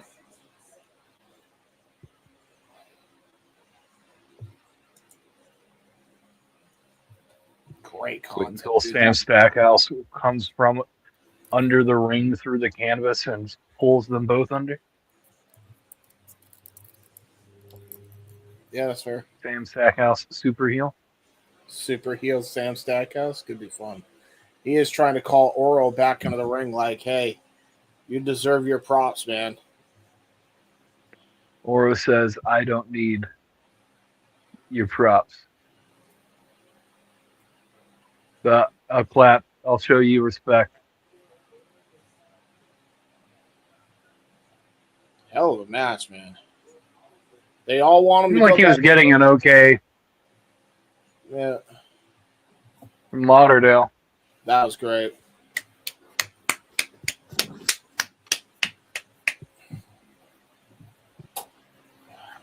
Oro is definitely hurting after that one. That was a brutal contest. They were striking the shit out of each other. Good contest nonetheless.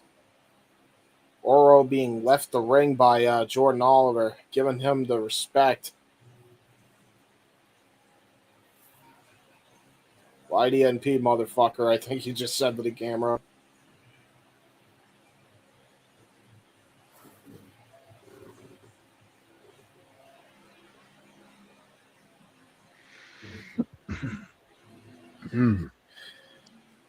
It's crazy, man. Oro getting a big round of applause. As he should, man. Great fight. GCW vignette coming up next. Been back last night's Dallas show. Gillies. Showing the... Now, we did see this in the opening, so what I will do, because I don't think we've run it other than the beginning of the show, is we're going to take a quick intermission, a quick commercial break, and then we will be right back after these words. Stay tuned, folks. And now for a taste of things to come.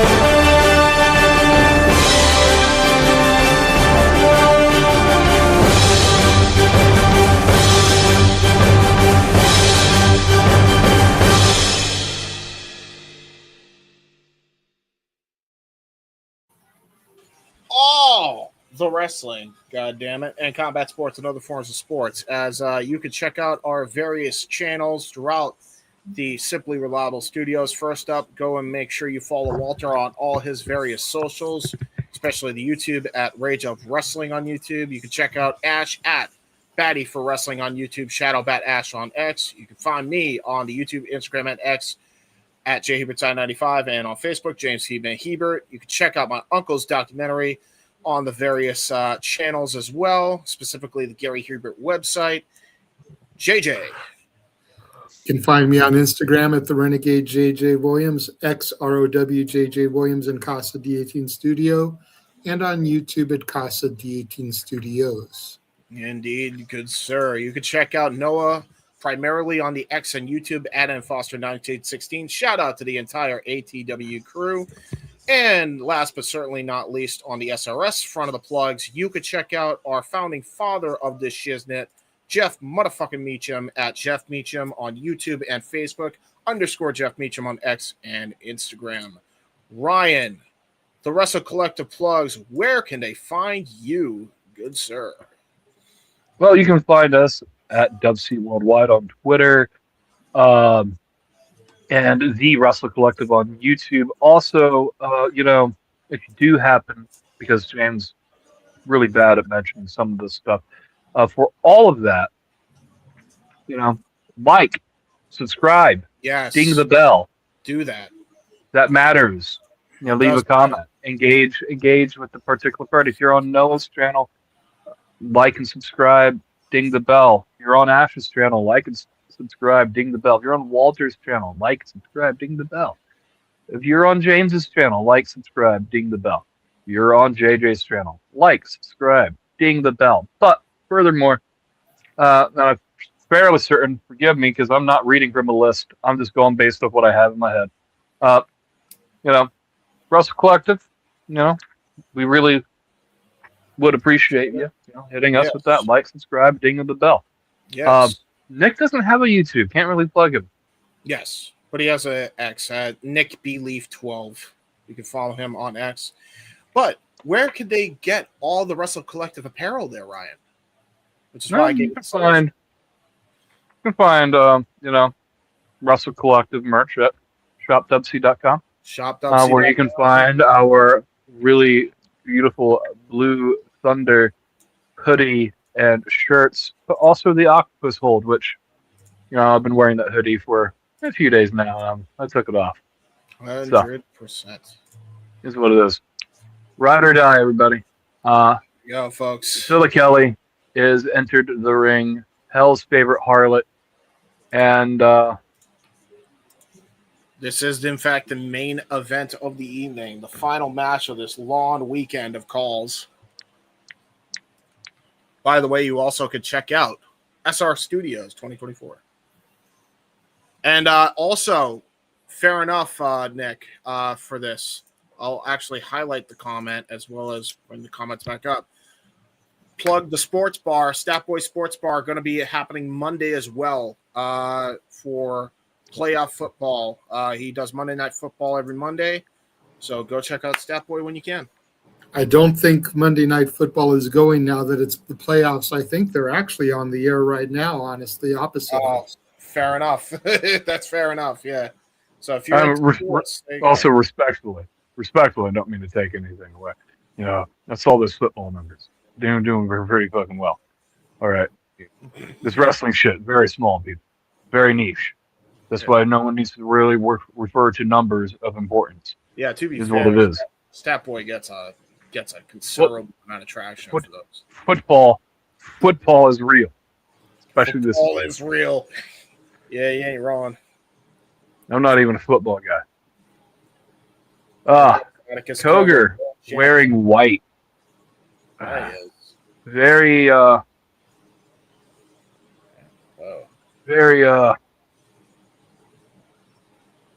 not characteristic. White and purple. Yeah. It's almost like he's preparing to turn baby. Or he's about to bleed a lot. This is true. Could be.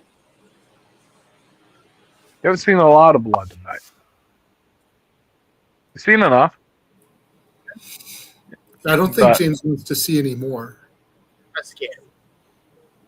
Should we just have a good clean contest?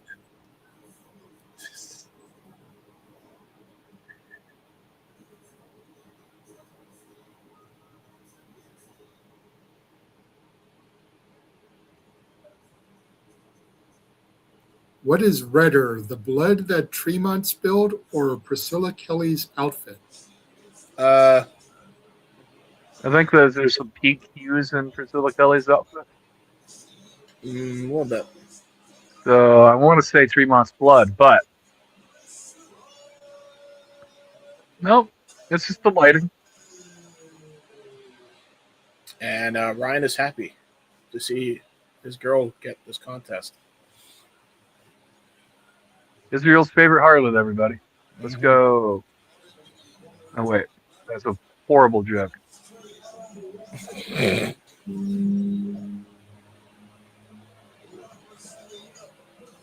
Please don't bully Priscilla Kelly. I'm not bullying Priscilla Kelly. I don't know what you're talking about. This is a big shout out for anyone who may or may not be listening. Don't bully people because they might be ignorant to the social or geopolitical, seriously, cultures of the man. time. That's getting aggravating. All you need to do is a slight education. That's it. That's it. Once it's done, it's done. Atticus Cogar, wearing white. You think he did this gear himself? You know, it wouldn't shock me. Shout out our Spectrum brethren here in Atticus Cogar. Well, he did just drop a new line of merch, and a lot of it is white and black themed. So definitely something going on there. To your guys' point, Dan Perch, Brand the synergy. official for this matchup. Mm-hmm. Sure.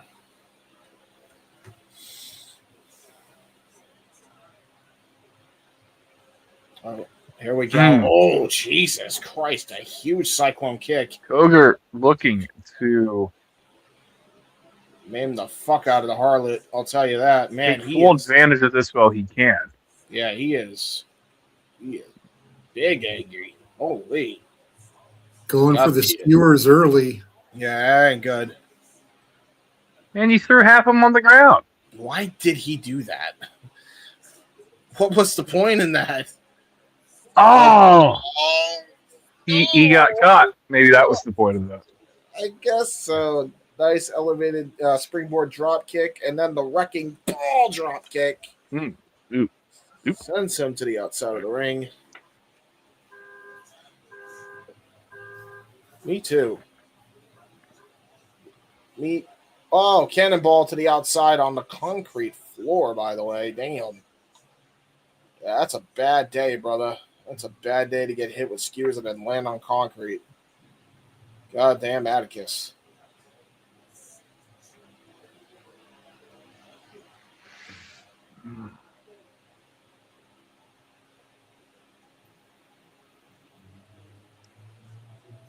Now tossing chairs into the ring is Priscilla Kelly. It looks like we're definitely going hardcore for this GCW World Title match. Can't say I'm surprised. Anybody with 2 chairs has a chance in the fight. Wait a minute. I don't think that's how that goes. Anybody with 2 chairs has a fighting chance. Shout out James Ellsworth. Wherever you are, you have no fucking chin. Damn, Ryan. Super kick like like Atticus Cogar. Oh God. Ooh.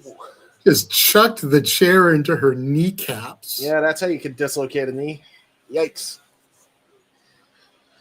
Especially if the side of the thing hit it. Luckily, it was just the face of the damn thing. What is Cogar thinking of doing here? Top rope maneuver, maybe? The only thing that protected that is her big ass Uggs. Yeah, really. That's a fair point. Oh, God, he's setting up Priscilla Kelly. Keyword. Setting up Priscilla Kelly to the top rope. Oh, biting her. Yikes. Kelly is fighting back. Headbutt. Yeah, headbutt big time. Boot. Jesus. Shoves Priscilla Kelly to the floor. Yeah, he did. Definitely Atticus Cogar's from Ohio. Because You can definitely... Equal rights, equal fights kind of guy, I guess. I mean, not everybody from Ohio is, domestically inclined. But Atticus Cogar absolutely Wow. believes in it. That is a hell of a phrase. Oh, just tosses the chair into her back while she's on the floor. Damn. Y'all learn how to survive when you live under a bridge. Yeah, true. What were you saying, JJ? Said Atticus making the cry gesture. Oh, yeah, the boo-hoo. Yeah. Don't cry about it. There. Yeah, Cogar. Hey, nice Rey Mysterio mask. Or is that a Penta mask? It's a Penta mask. Fuck. It's Penta's Joker mask. Dude, him sliding the chair into her face is brutal. And into her knee, I think, as well. The leg of that chair caught her knee. Every luchador has a fucking Joker mask. I swear to God. This is true. I do want Penta's variation. If I get a Penta mask, I want the Joker version. That's fair. I don't blame you. Lindsay Dorada had a Kane mask at one point. He did. He did. Had a Kane theme inspired one. Half and half suplex.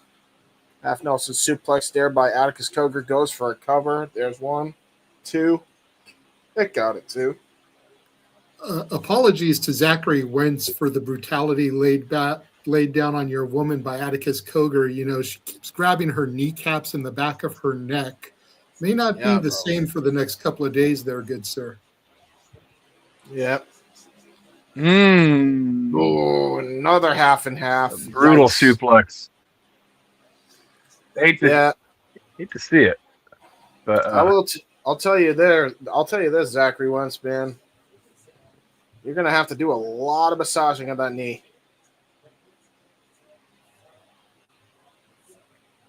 Literally just drew the chair onto Priscilla's ass. Oh God, not a half and half. Don't worry, all you have to do is open the door to the treehouse and let the smoke, Medicinal waft into the room. Yeah, true. You're not wrong. Kick out at 2 though by Priscilla Kelly. I just love the fact that there's a professional wrestling stable whose entire gimmick is that they're grown ass men and they smoke weed. Me too.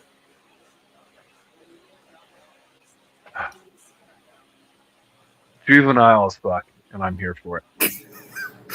I love Atticus just sitting in the chair like, yeah, let's go. Such a fucking condescending douchebag. Hey, I should know. James with the condescension here. Yeah, I should know, condescending man. James. James is the king of condescension. Absolutely. According to some people. Dude, we need condescending prick. The figures that Cardona makes, we need an Atticus Cogar figure. Oh, nice. Nice spinning soul wad, by the way. Just absolutely hitting her in the gut there. Oh, wait. Straight jacket German. What was that? Backstabber? Straight jacket backstabber. Ripcord lariat. For a kind of a bomb of some variety. Proto bomb? Little proto bomb. Proto bomb. We'll call it the Red Thunder Bomb. Fuck it. The Red Thunder Bomb. Yeah, because she's all red. Say maybe one of these days the Red Thunder Bomb can get the red. I was going to say it'd probably be more successful than the Blue Thunder Bomb. Now, Shotzi has green hair, so if she hits one, does that make it the Green Thunder Bomb? Yes. 100%. I hear it. And if they all hit them together. The Thunder Bomb from the Black Lagoon.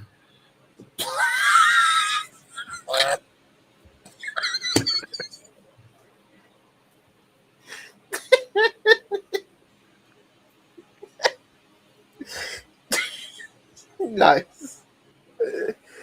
Anyway, Priscilla Kelly hit a goddamn wrecking ball drop kick with the chair into Atticus's face as we're memeing over here. Now I believe the 5th door of the night has come into play. And another chair. Oh God, door bridge. Let's make a deal. What is behind the door? Yeah. Will to live. The concrete floor. The will to live is crazy. Damn. The will to live. Yikes. Uh-oh. Hi. I've seen everything but a fucking toaster. What are GCW. Fans. Did you know that modern toasters won't let you take a toaster bath? They have a fucking fuse in it that will fucking trip. That's crazy. That's great. It's actually a good thing. It's a very good thing. Side's still out on this one. You haven't tested it. I don't know. I don't know how many people are trying to have a bagel while they take a bubble bath, but you know.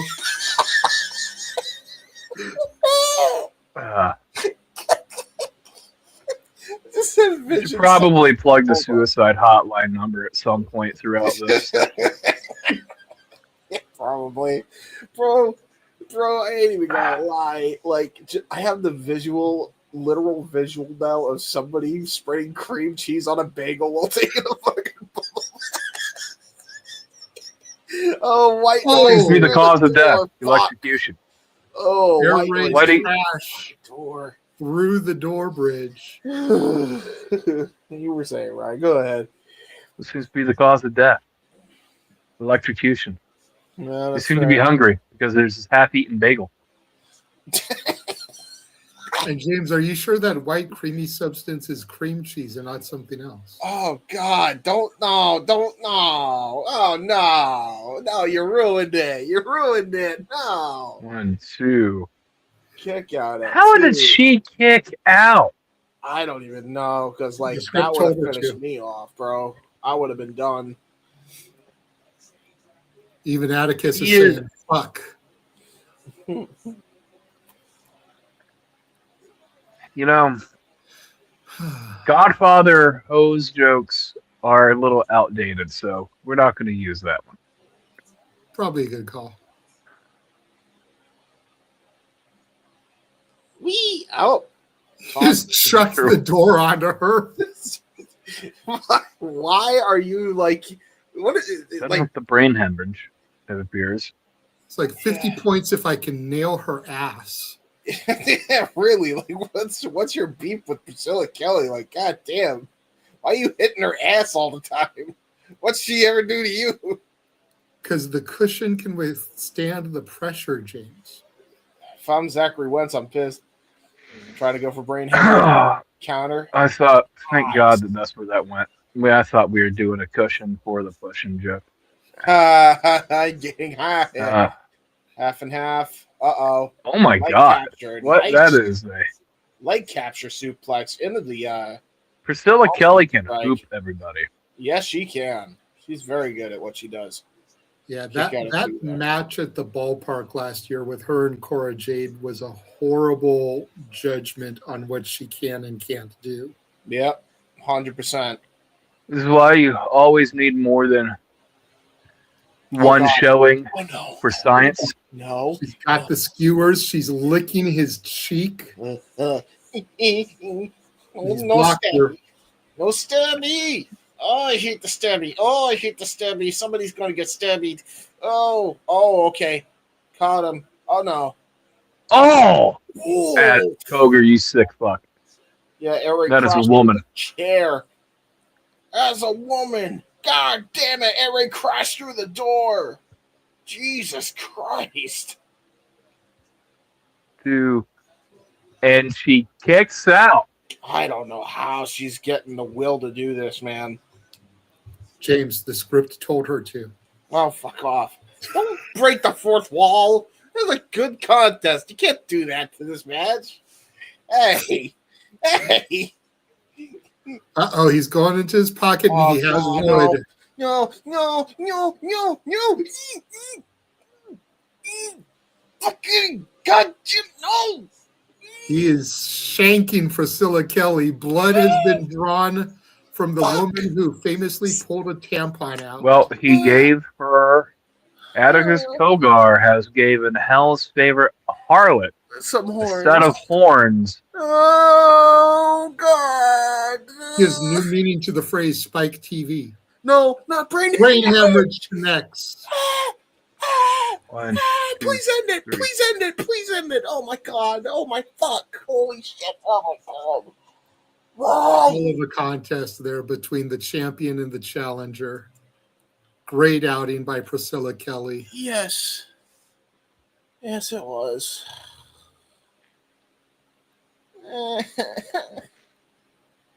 Well, everybody, again, like, subscribe, ding the bell, all that jazz. We are approaching the, critical closing points of this show. I'm fucking tired. I don't blame you. Let's wait and But, see if there's this anything broadcast else. has to end. I'm sure he's going to have some words to say. I'm sure he will. He's talking a bunch of shit right now. Grabbing the microphone from MLJ. About to say how much of a feminist he is. We're about to find out.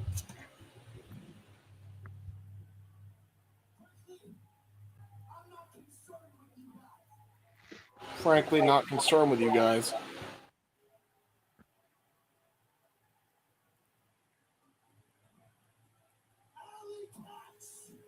Alley Catch. Yeah.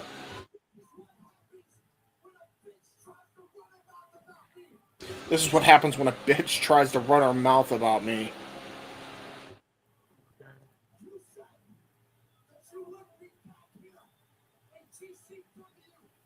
Said you wouldn't.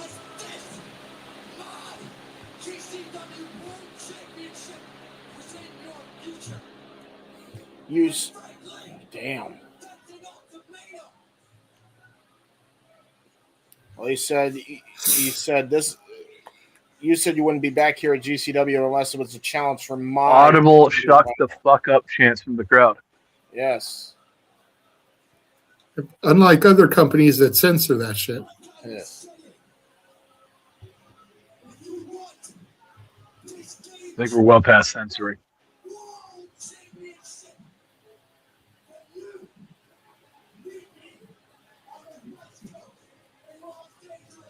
Ooh, Atticus versus Alley challenge set for Los Angeles Valentine's Day.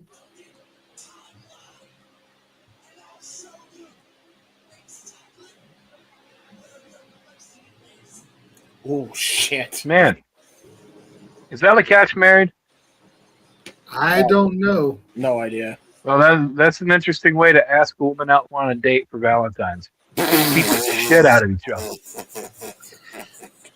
Dude, what I am stoked for more than anything is the thought that I might actually get to see Otis finally. Yeah, right? Because he hasn't come out to LA yet since I've been coming to the shows. And now that he's champion, there it official. is. Yeah. It is official. Coldest Winter 4, Cogar and Catch for the World Championship at. Oh, it's do or die, apparently. That's the billing for that match. And there we go. We are off the air.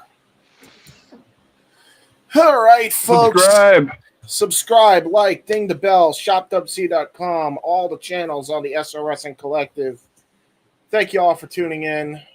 For the Renegade of Wrestling, JJ Williams. For the Wrestlefish, Ryan. I am the Heat Man, James Hebert. Thank you all for tuning in to this weekend's coverage of the Indie-rific weekend of professional wrestling, along with TNA Genesis and tonight's GCW Crime Wave. And we will see you all next time. Take care, everybody. Have a good night.